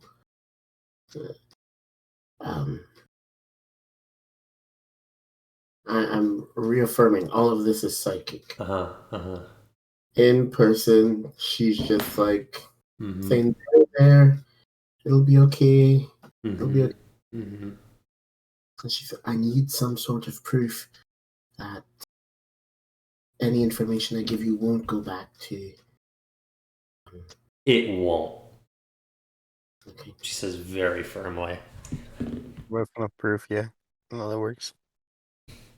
Well, number one, the first thing I want to tell you is he's doing well. I heard from him this morning. Just got married, actually. Did he communicate that? He might have. It was a lovely ceremony. We all took part. It was real nice. But you said you talked to him today. He's a sorcerer. He can talk to me psychically, and Xerxes hasn't found out, from what I can tell. Would you be able to have him talk to me? I could, but he has to reach out for me to respond. And that's fine. Then I can sort of relay some of this to him. You could. Yes. In the meantime, I know I'm not your son, but I know he would want me to help you. So while I'm here, I'll be, if you'd have me, like a daughter to you. You have been the first blessing in my life for many years, darling. And then she hugs you. And now Siobhan actually starts crying for real. Yeah. Meanwhile, what's Goof Troop doing? Well, if I may suggest an idea worth pursuing, let's have you, a friend of Grodger, speak.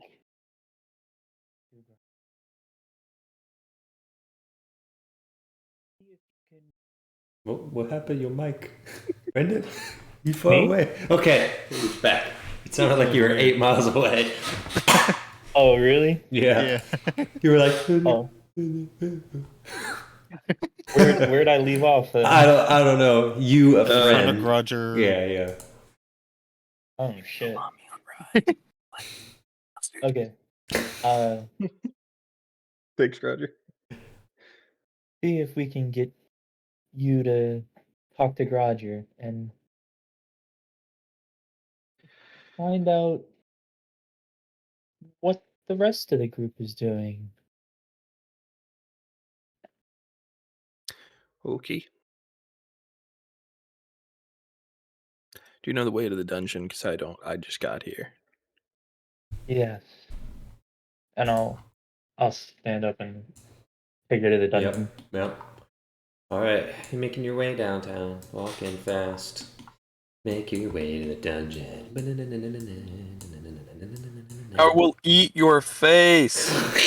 It will be torn off, and I will consume it in front of you. Hear a voice echoing down the hallway. Let me out. So, Please? I won't actually eat your face. Just go up to the cell. alright, are you hanging back, Sable? I will stay as far as earshot will take me. I wasn't serious about eating your face. I just wanted to scare you, and hopefully you would be intimidated. Oh my! What? Hello. How's it going?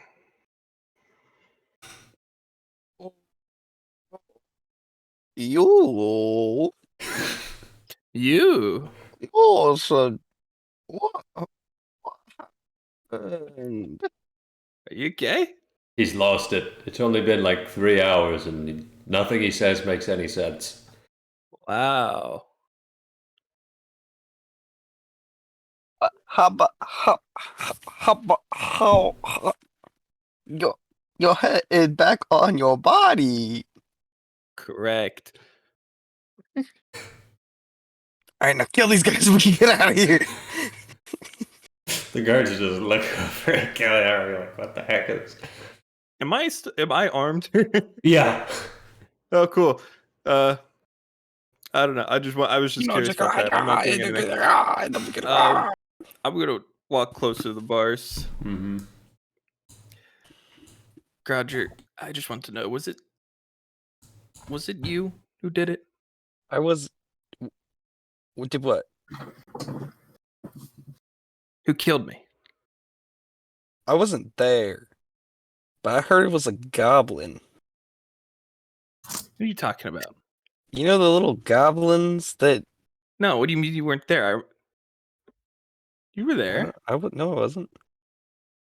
Then where were you?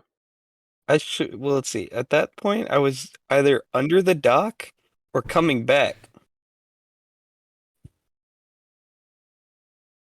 Because that would be the same. But- Wasn't that the same night that me and Luke Cassio did the greatest heist and we were washed away? Hey, That was- don't talk about that. I mean, Granted, you said we never bring that up again. oh, Luke Cassio, no. I folded. I'm sorry. I'm not as good as you on this thing. My man. Do you remember what happened to me? Did he do it, or was it Dweeby Weeby? I have literally no idea what you're talking about. Who killed me, Luke? I don't know.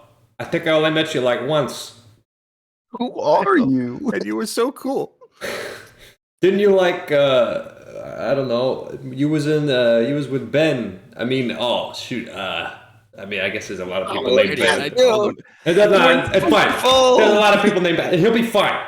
It's whatever. There's a lot of people named Ben. It'll be fine. All right, the guards are writing down. Look for Ben.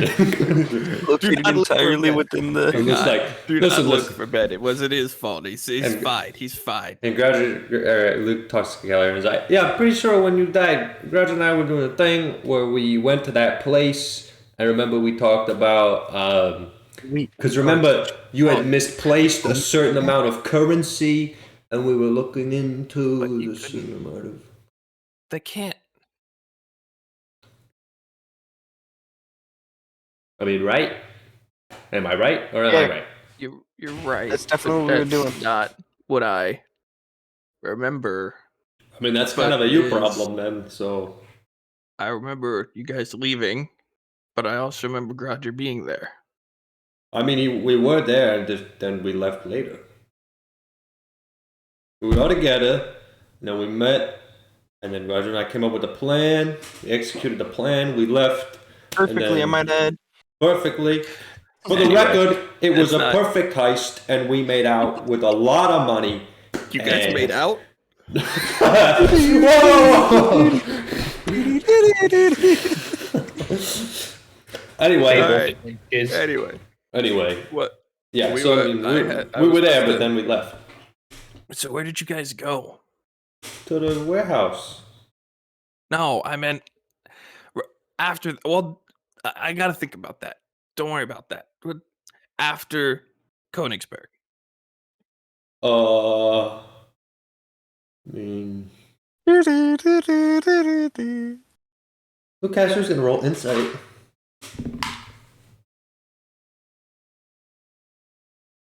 Does Kelly already need a counter roll? I don't know. Do I? I think Only I had my book and I could tell. maybe. I mean, you can just check your book, like meta knowledge, Nick. You don't need to like have your. You don't. The problem is it's not gonna help. I know I definitely did not write that down. So I have no clue. All right, I'll make you roll. But Luke Casio goes. Well, how come they don't have you arrested? Because I mean, so like you know when He you got to you. when you die, right? All your debts are forgiven. Yeah, you know I died, so crimes are forgiven. It's fine. Roll persuasion. You should try it. All right. I'm gonna counter roll. Luke Casio. 15. Luke Casio rolled a nat 20. So he's gonna be like, that sounds like what a rat would say. No, you're not a rat, are you? Satyr, more like ratier. Luke Casio don't trust like that. He got you all. Okay. Well, These lips are sealed. Yeah, we never given up nothing. Except that heist that went perfectly. And Ben, but that wasn't my fault. There are a lot of people named Ben. There's a lot of people named Ben. well. Great. So I heard you guys went to Shadowfell. Not Shadowfell. The Feywild. Maybe. Maybe. Might have a summer home there. I speak Sylvan. I've always kind of wanted to go. That's where like satyrs are supposed to be from. So I was wondering. Seems like a nice place. Maybe I would know something about that. Maybe I wouldn't. We might play a little pool. In the pool. I thought you were cool, Luke. I thought you were a cool guy. Cool as Yeah. ice. Yeah. Dab him up.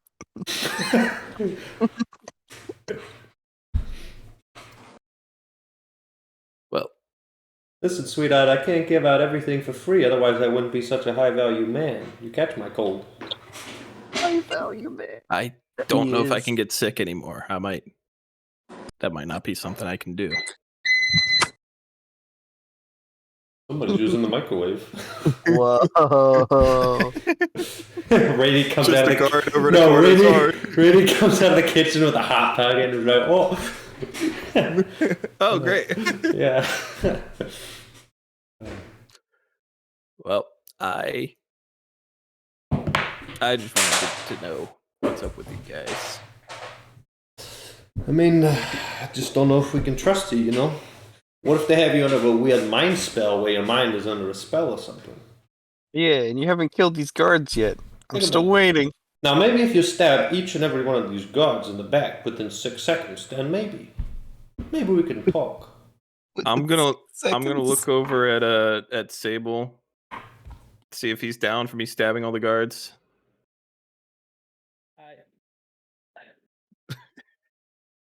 I shake my head. All right.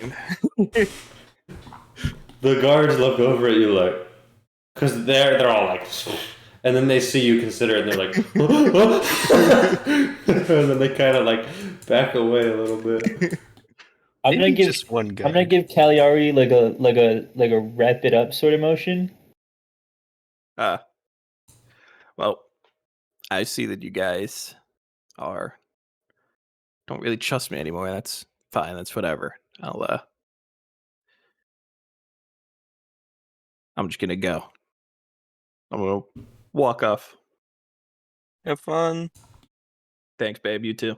Don't Break get us killed out. again. Once me and Cagliari are out of earshot, if it's a matter of trust, perhaps I could be of use. In what way? Well, maybe just watch this time. I'll walk back over to Roger and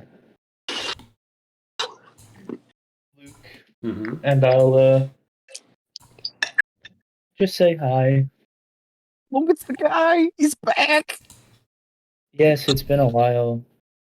It's been like Approximately 3 hours, I believe. Now I've let you guys sit and think. And I think Lucas one of the using most his mind important tricks. things. Yes. So, we're friends, and friends need to tell friends. and friends kill 6 What's going guards on? within 6 seconds. Yeah. Friends surely could. And I look at one of the Could? guards and tap them on their shoulder, He awkwardly giggles. and then I cast Charm Person at a 2nd level on Roger and Luke Cassio. Oh no. Wisdom save. Luke Cassio rolled a 1. Alright, go. Advantage, carry me. You need a 14 or better. Oh! A 14! Luke Cassio's gone though. No!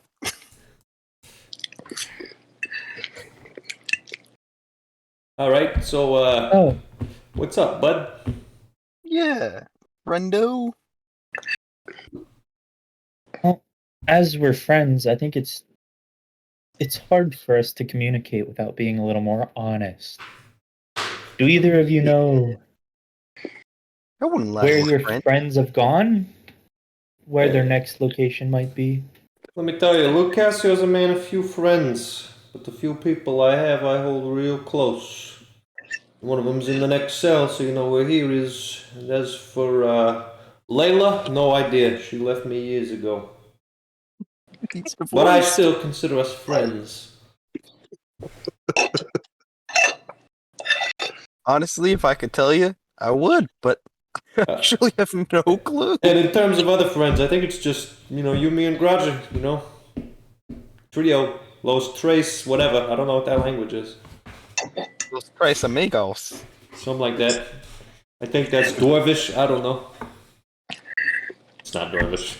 Certainly, you have to have some inkling of where they would go. Who's they? You're not talking about Layla, because I told you we split like bananas. What's the banana?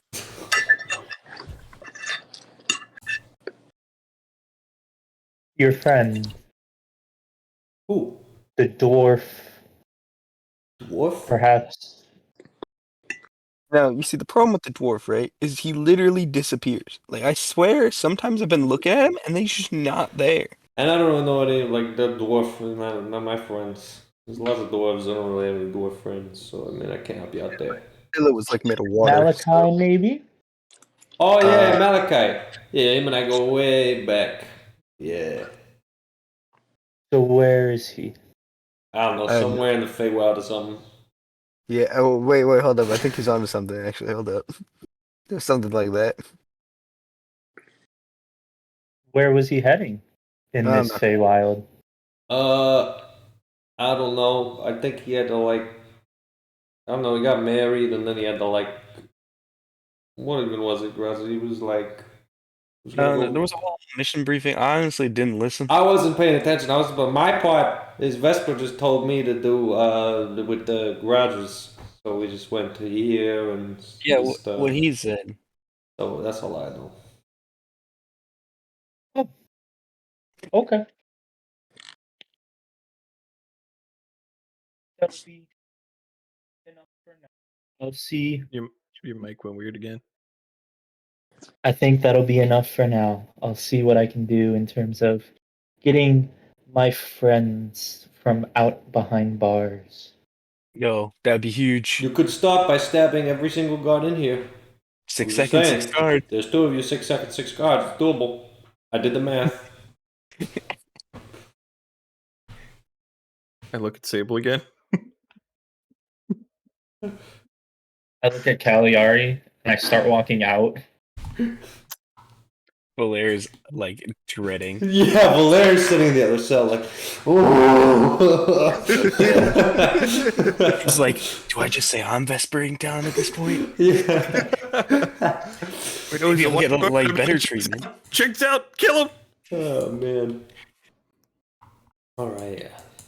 Whatever I could do to get away from these two. That was pretty good, Sable. Good job. Thank you. I'm quite efficient.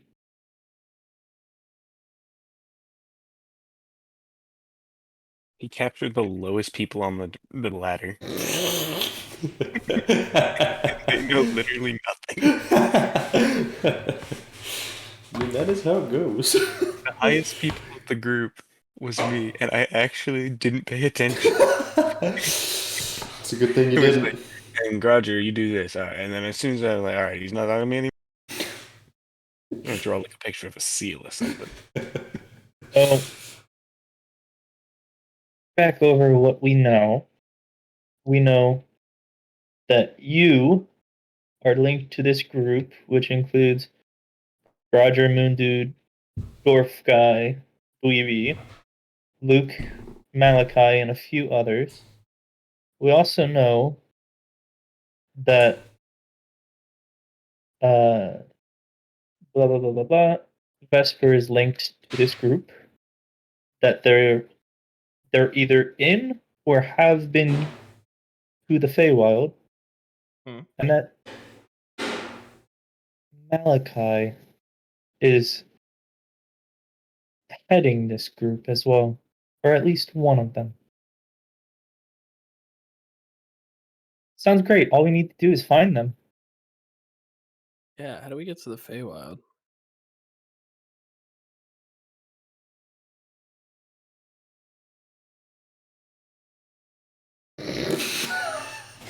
Guards, I got a lot of money I could give you. I had a really funny idea, but I'm not doing it. Actually, I'm gonna run back to Lucasio. Oh, what a hero. I was gonna have a character pop out and be like, "Did somebody say Feywild?" And I know exactly who it was gonna be, but we're not doing that. That would be for me and not for the story. Alright, anyway. I just had an afterthought. Yeah, what's up? Oh, I dropped my D20, hold up. Is there any sort of relic or object that this group would hold dearly to them? Any sort of identifiable materialistic object they possess? Apparently one of them has a wand, and they never use it because they don't know what it does. I don't remember who ended up with that. I also never seen it, but it's a rumor in camp that there's a wand that like Malachi got or something, and it's like, I don't know, it just kills stuff. Like that? Is that what you're talking about? I don't really know what you're talking about. I tried to get him a sending stone. I did that. Is that what you're talking about? Ascending stone. I don't really understand what you're asking of me, to be honest, bub. I'd be happy to help. I don't. Anything odd that this group would possess on their person? I mean, Mentally going through the list of all the things we have. Yeah. A gun. Can I go over to Sable? Yeah. Sable, but I had a bunch of magic items on me when I died, and they weren't on me when I woke up. They probably took them. So, Ooh. what I thought you were gonna ask is, how do we get into the Feywild? So Yes, that's also how forgetful of me. How do we get in the Feywild? I was gonna ask, is Grodger seeing like Cagliari's talking with Sable? Probably. Likely. Okay. Huh?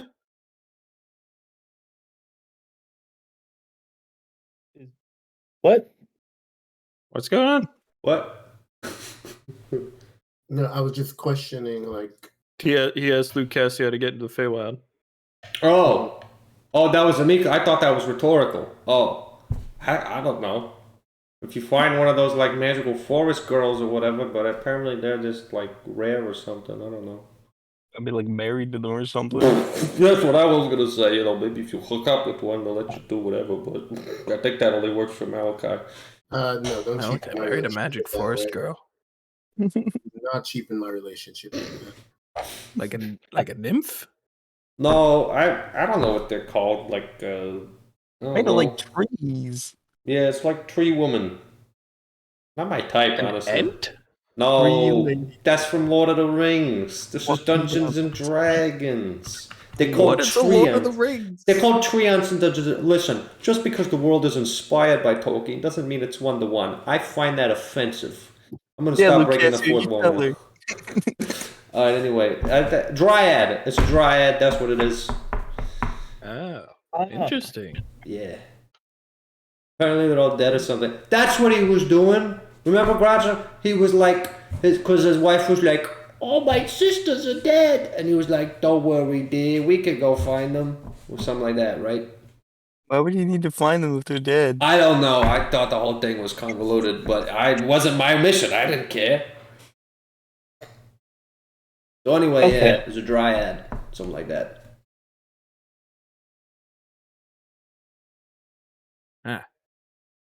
We have to find a dryad. I guess. Very helpful. Yeah, I mean, maybe it would be easier if, I don't know, the only other idea I had is if a major character dropped a hint that there was some alternative way of getting to the Feywild by using a political pawn, his words, not mine, on the Kyril Plateau. But that's a weirdly specific suggestion that probably wouldn't have been made, and it would be out of character for me to know that information anyway, so I guess the Dryad's your best bet. Yeah, well, Lucasio, it's weird that you were listening because I wasn't. Yeah.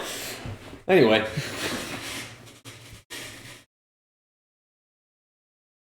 Okay. Interesting. Well, Back to that wand. Do you happen to know what it did? No, I have no idea. They refused to cast it. I'm pretty sure there were times where they were discussing it or something, and then some of the people at camp started arguing about what it did. And somebody said it was like a zap stick, but that was a different one. That was something that the dwarf had, and everyone walked around camp like prodding people with it like they was, I don't know, animals or something. And he was giggling the whole time. It was really something. Would he know about Or it? you said Luke Cassio observes all. I think they found the wand while I was insane, so I don't really have any information on that. Listen, there has to be at least one time when Dweeby was running around with the zap stick like a child and Luke Cassio saw him. Think about it. yeah, I guarantee Dweeby was fucking like. Like poking horses and stuff. I was just about to say he was probably zapping horses. Whoa. Yeah, It's in character. it is in character. Look, Dweeby probably thought the horses were like dragons or something. Okay, leave him alone. Well, because he was high, of course. Yeah, So for real. All right. he actually got a crippling cocaine addiction after that. The asylum After raid. the Lucine The Asylum. Asylum Murder Palooza. Yeah, something like that. Cool. All right. You know what I'm worried about, Roger? Yeah. You know that, like, what was his name? The Zara guy? The little guy. Not too smart in the head. Oh, How do you he's a think? smart fella. How do you think he made up? If I knew him, he'd be dead in the bottom of a ditch right now. Yeah, poor kid. I need to make it like a new map. Oh, I'll use the mission map because that's easy. I'll use like a takeover square. All right, John, are you still awake? He's He's dead. definitely dead. That's fair. He didn't get to play for 3 hours. That is fair. It's only been 2 hours 22 minutes. Yeah, Yeah. but it's like after a But he long was day, here you at know? 8. He so- was here at 8. Alright, hold on. Now I gotta call him. Well, maybe I'll just take this My time. computer's making Geiger counter noises again. Nice. I'll just take this time to like make a bunch of like buildings. A little city street here. And then I'll call him, I guess. I really thought he was going to be helping provide the musical accompaniment for the dinner. So I'm working on it. I couldn't have the timeline go that quickly because he's rolling in the town, but I'm working on it. We're getting there. Did you? Yeah. No. John with an H? No, he's dead. It's okay, I'm still working on the map. I'm gonna pull him up. Smart fella. Jogging. Alright, now I can call him. JOHGN, John. JOHG.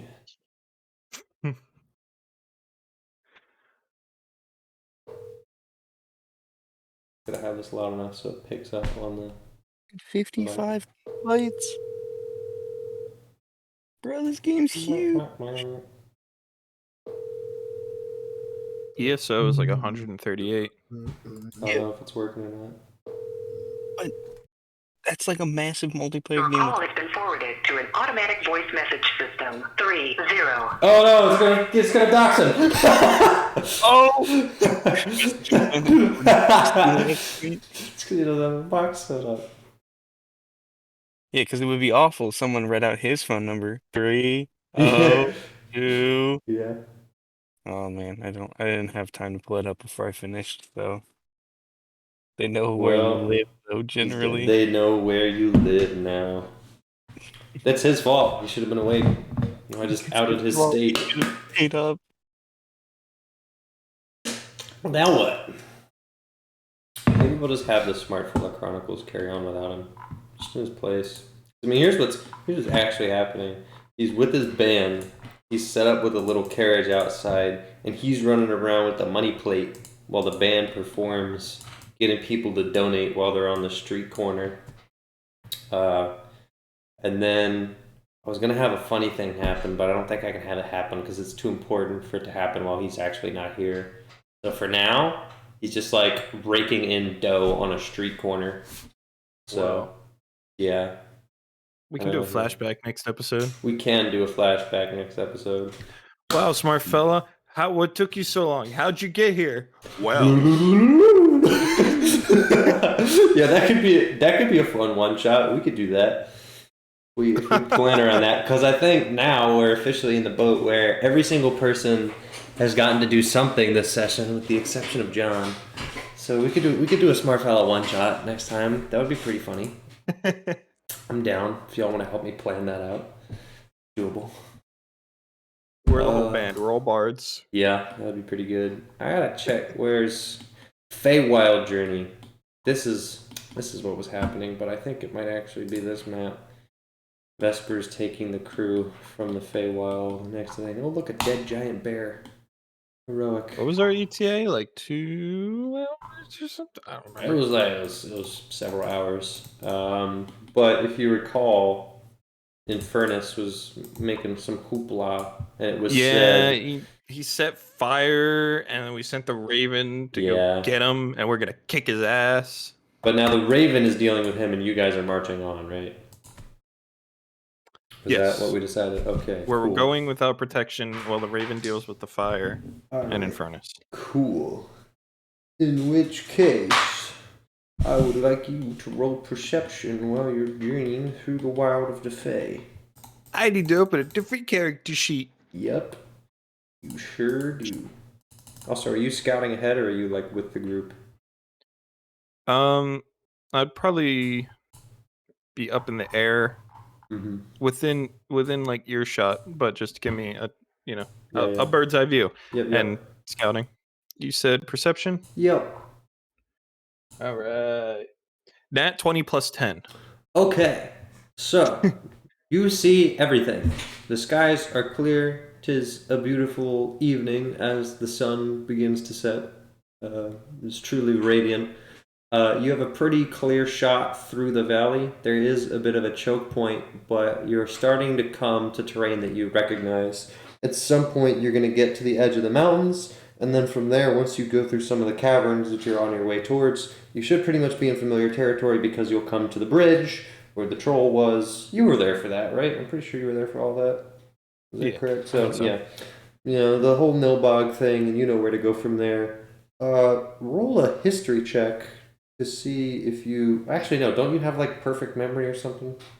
I do, yeah, within a month. Okay, well then, you're fine. Because you remember exactly where you came out and where you're supposed to go so that you can specifically avoid the Raven's territory and head straight for Vitrus's place. But it does get to a point where you have to probably traverse to the shallow side of this canyon.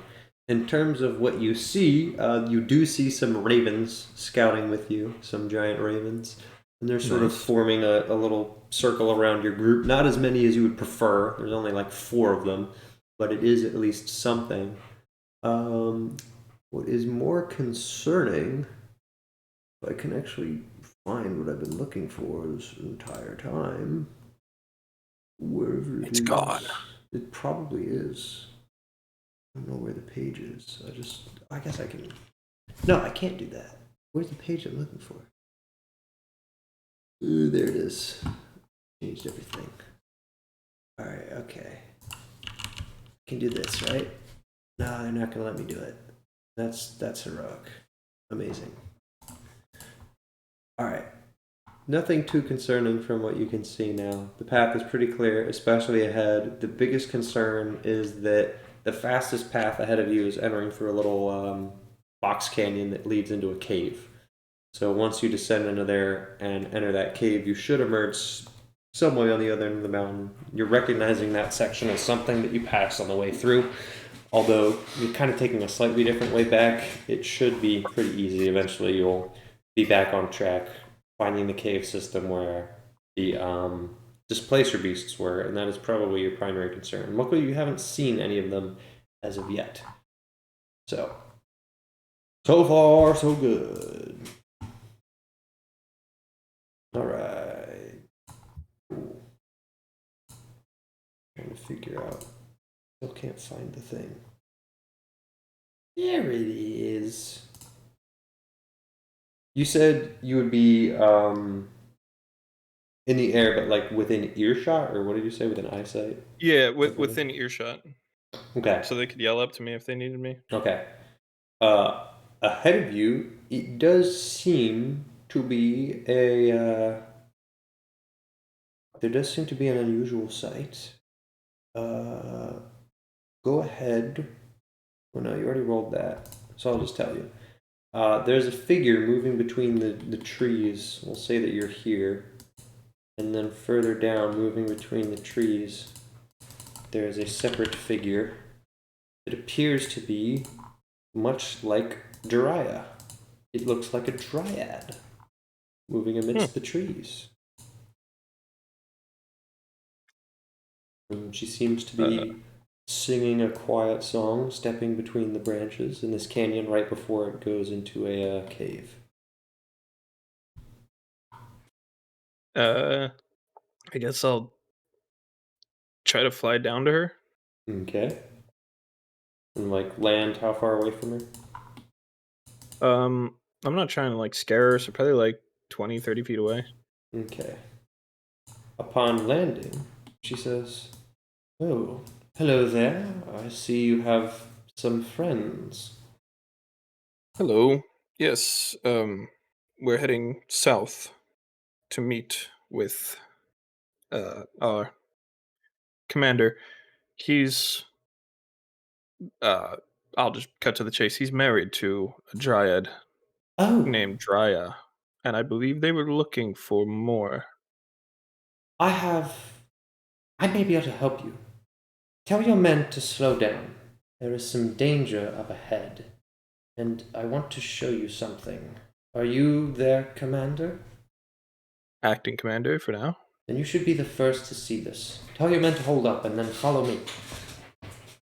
Can I I do have passive insight of like 20. Okay. Is that picking up anything? Sounds a little weird. Sounds a little sus.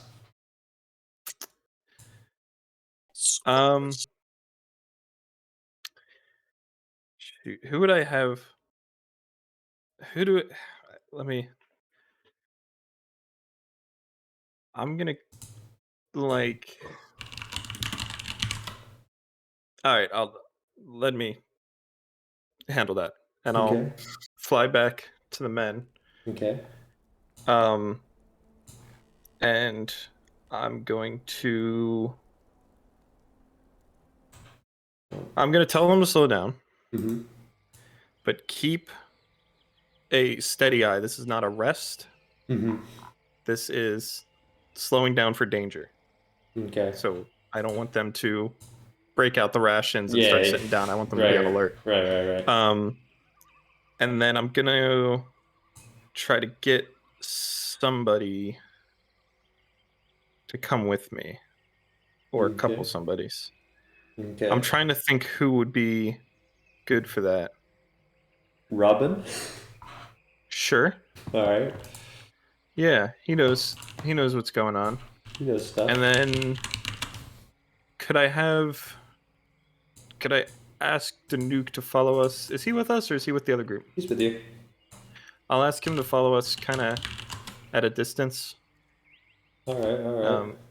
Because he's fast and he could get word back if we get in trouble. Yep. All right, cool. All right, with you now, reapproaching the Dryad are Danuke and Robin. All right, I guess that works.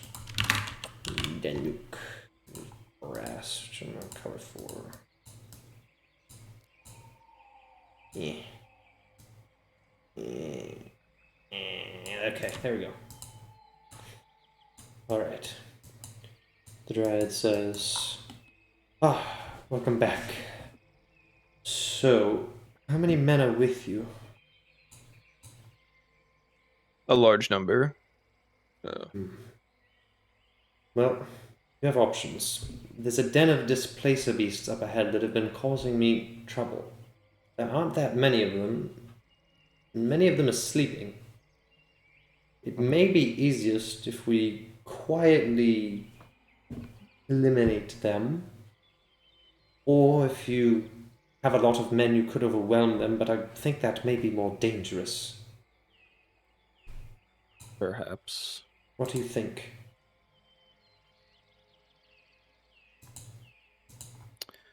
Is it not possible to avoid them entirely?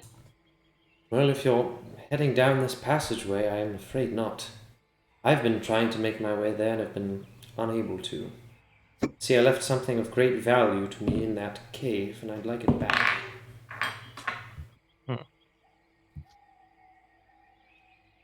How many displacer beasts are there, approximately?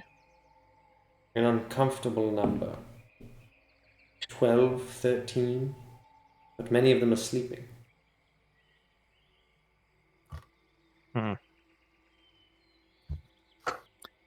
Robin, Danuk, what do you think of this? Danuk says, I'm not entirely confident in this. Is there no other way around?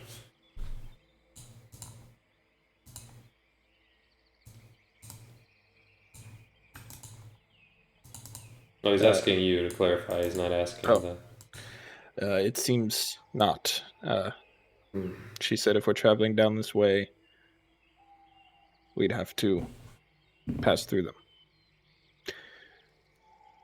What is your name, Dryad? Varus.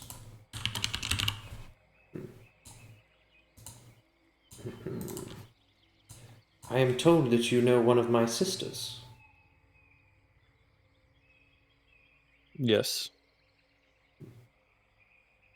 Perhaps if you help me retrieve what I need from the cave, you could reunite me. I think that would be wonderful. She was looking for her sisters, so... I have an idea. Yes. If you need to get to where you're going, there are other ways outside of this cave that I could show you, or perhaps open up for you. But you'd have to help me retrieve my item first. I can be quite stealthy. I think the better approach would be to stealthily go in and retrieve it rather than agitate the displacer beasts. I agree. But I am not confident going in alone. Someone could accompany me. I could. Are you quick and quiet on your feet? Yes. And that may be ideal. Okay. Shall we? I suppose so.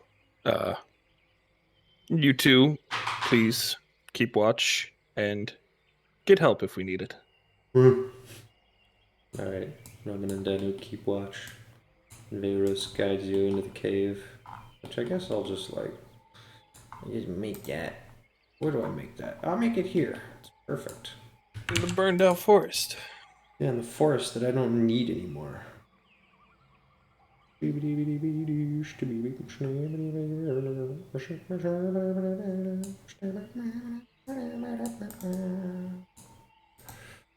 Alright, Thank you for the serenading us. Yeah, you're welcome.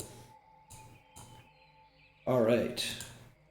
Entering the cave, could I get a stealth check? You absolutely can, my good sir. Excellent. 20 total. Okay, cool. She also does a stealth check and makes a little bit of noise at first. But then she's gonna regather her composure before going in. Takes a breath and then quietly walks forward. Alright, she guides you through a fairly narrow passageway through the cave until eventually you come to a point where it opens up. And then she sneaks around a corner, looking further down, and then points over there and points to a displacer beast. It seems to be sleeping quietly in the corner there. What do you say your passive insight is? Insight 20. Okay. You notice that she casts a spell by pulling some material out of her purse and waving her arms in a certain way. And then as she points to the displacer beast, you see it over there. You don't know what spell was cast exactly, but something was cast. So, and she seemed to try to hide it and make her motion look natural, but she very obviously cast a spell to you. So, alright. After pointing to the displacer beast and putting her finger over her mouth, she points further south and guides you to a dead-end section of the cave. Are you still following? Yeah. Okay. Alright. She eventually wanders further, and then she points up at the ceiling, and then she whispers to you, "Can you fly quietly?" Yes. It's right there, lodged in the ceiling. Roll for initiative.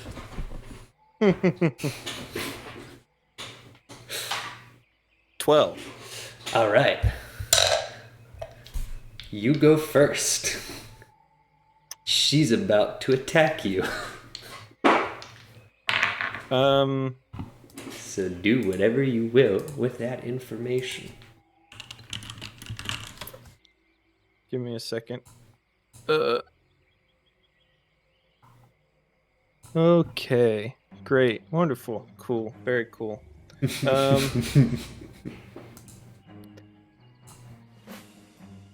I need to remember how to play this character. That's pretty funny. Do I have bonus action disengage? Yes, I do. I am going to bonus action disengage. Okay. And just like flap my wings, fly back like 20 feet. I don't know. Yep. Well, I meant more further into the dead end because I'm trying to get closer to that displacer beast. Yep. Are there more down there? No. Okay, cool. And then I'm going to shoot my crossbow. Okay. I can roll this in D&D Beyond. Okay, yeah, good. 18. All right. That hits. And then not great damage. It's only 6 damage. And I Okay. can't sneak attack. I don't think. No. Yeah, if I used my bonus action to steady aim, I could have, but we're good. All right. And that's it. Amazing. So, she is going to walk the 20 feet up to you, and then as she swipes her claws, she turns invisible as she walks towards you. Then she swipes her claws and attacks, hitting with a dirty 20. Does that hit? All right. Yes. And does a total of 10 slashing damage. Right. All right. And I think that is it.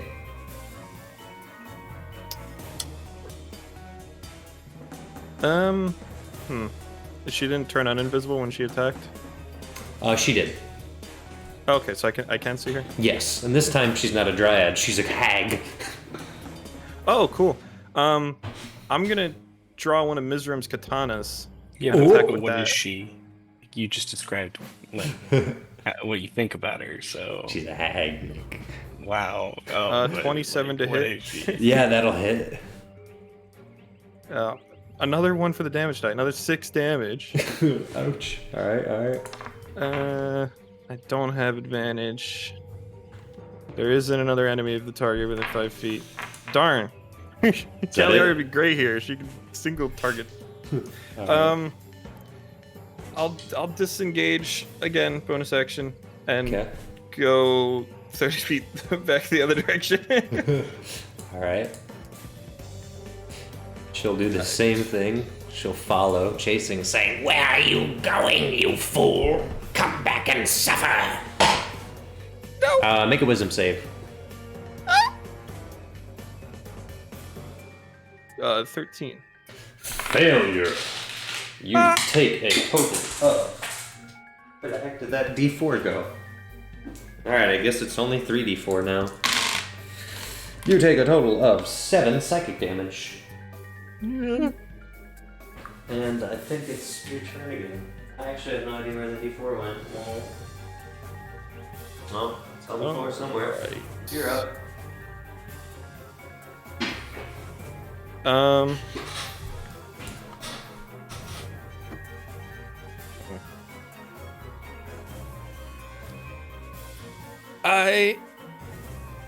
Shoot. Yeah. I'm gonna go again without disengage this time. So she'll Okay, opportunity attack. Yep. get. Yeah. Well, it's an 8 to hit, so that's not gonna happen. Alright. Then I'm going to use my bonus action to steady aim, which gives Okay. me advantage. Alright. Um, Are you moving back And then- 30 feet, though? Is that, or... yeah. Okay. And then I'll use my sharpshooter ability. My new feat that I got from the unicorn and haven't used yet, Santacorn, Yep. which gives me -5 to the attack roll but +10 to damage. Okay, okay. So I'm gonna hope. Hope indeed. At advantage, -5. So 21 -5 is That's 16? 16? That does not hit. shoot. Yeah, it's really close, too. All right. Well, Alright. She scoffs and then sprints towards you, cackling the whole way. That's a 25 to hit for a total of 14 points of slashing damage. great. Yep. Where's my backup? Where is your backup? Then can he dodge reflex or just Screaming out of the I'll wall use- comes my fourth character. I'll use one of my actions to disengage, doesn't matter which, and then I'll use Okay. the other one to dash. And Alright, I'll go alright. 60 feet out the cave. 60 feet out the cave. Alright. Greeting you, finally arriving after hearing the noise, are Robin and Danuke. Danuke immediately says, "What's happening?" Not a dryad, a hag. Cool. Robin goes, and then goes But, like- straight into the cave. But like, what is it? You're just describing what Alright. I have Robin and Danuke roll. Oh, yeah, that's a 20 and a 19 respectively. Danuke lands on the ceiling in wait. Alright, the hag turns invisible, goes for a full sprint. And let's see. Currently invisible. She's not going to be able to get by.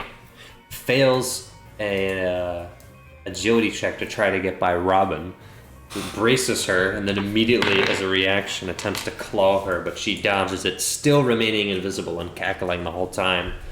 And Danuke is going to try to come down from the ceiling and swat at the air, but still being invisible. Yeah, no. Nothing. Alright, your turn again, Vesper.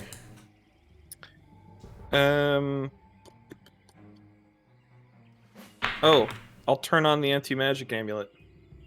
Oh. Oh my. I don't know if that works. Because it's not a spell. No, she's still It'll stop invisible. her from casting. It will stop her from casting, but she doesn't turn uninvisible. She's still invisible and cackling somewhere in front of Robin, who's blocking the passage. I didn't write that down. Is that an action or a bonus action or anything? I'm making a bonus action. Okay. Can I shoot past Robin, or is he pretty? He's a big man. It's not really feasible. Okay. Then I'll prepare my action. If she gets past, I'll attack. Okay. Robin is just gonna take some swats. Ooh, that might hit? No. No. Alright, well, none of that. Robin hits nothing. And I guess Danuke will make an attempt as well. Yeah, no. They can't hit her when she's invisible. She's gonna try to sneak by one more time. This time she's gonna slink by and then turn uninvisible and go to claw you again. And that is a 19 to hit. I believe. Yep. And then that is a total of 11 slashing damage. So now my prepared action would go off, Yep. right? Yep. So I'll hit her with the old katana. I'll miss. Okay. Unfortunate. Alright. In which case, I think it's actually... I got this turn right. It should be Robin and Danuke again. Although you were before her. But you were withholding your action, so yeah, okay. Alright, well Robin is now going to pull back. And now that she's not invisible, he's hopefully going to pop off. That's a crit and a 17. With 2 claw attacks. So that's going to be... Oh my gosh, you kind of goated with the sauce though. That's 14 damage. Plus the crit is going to be... Oh my gosh, that's so good. That's 18, that's 20, that's 24 plus 14 damage. Oh my gosh, he's on X Games mode. Alright.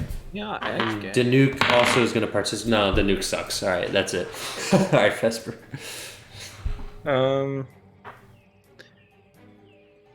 Big. Oh, there's now an enemy. Yeah. So I now get sneak attack. You do. There's an ally within 5 feet. Shoot. I miss again though. You miss again? Yeah. Yeah, that sucks.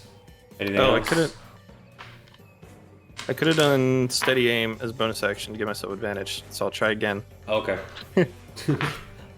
I thought it was ranged attacks, but it's next attack. Hey, 27. That'll do it. All right. That, and then also big numbers, 23 damage. 23. Alright, how do you want to do this? I'm using the katana. I'll just cut her head off. Head flies off. Blood spills all over Robin, who goes... and then wipes it off. Green hag blood all over him. Not a pleasant time. Well, we Alright. knew who she was, but he keeps just describing her. Alright. Well, Danuke says, that was unpleasant. Very. I'm going to have to find a medical tent. Oh, by the way, there were no displacer beasts in that cave. You look back on your way over and there was nothing. Completely empty. So, yeah. Is there anything else in the cave? You can search it. Go ahead. Sure. Roll perception or investigation, maybe. Oops. Well, I dropped it. Only 7. You don't see anything of note. Just kind of dirty, damp, empty. Okay. Alright. Well. Well, other than that, the cave is clear. You found a passageway through and should be good to proceed now. I'm gonna go find Medical Tent Man, Alright, go find as Kojima would name him. Medical Tent Man. Away you go. Alright.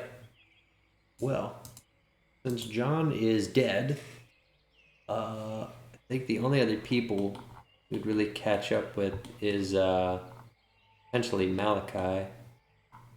This is all done. I guess we gotta go to the Feywild map. Or then our other group we could catch up with. They're wandering through the forest and may settle down, but we may catch up with them next session.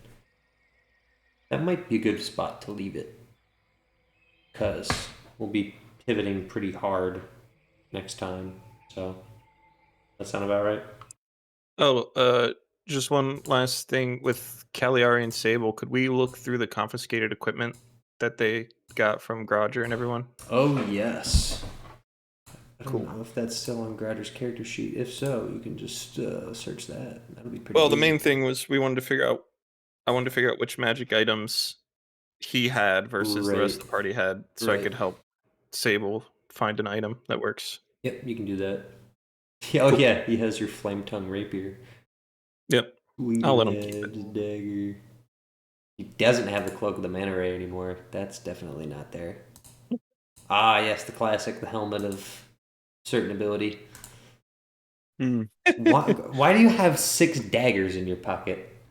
I need them. She does need them. Oh yeah, he has the infinite lollipop that doesn't get dirty because that would be gross. It's pretty good. He's gonna Can I- find my secret weapons. Rod of Luke Can I add- Cassio.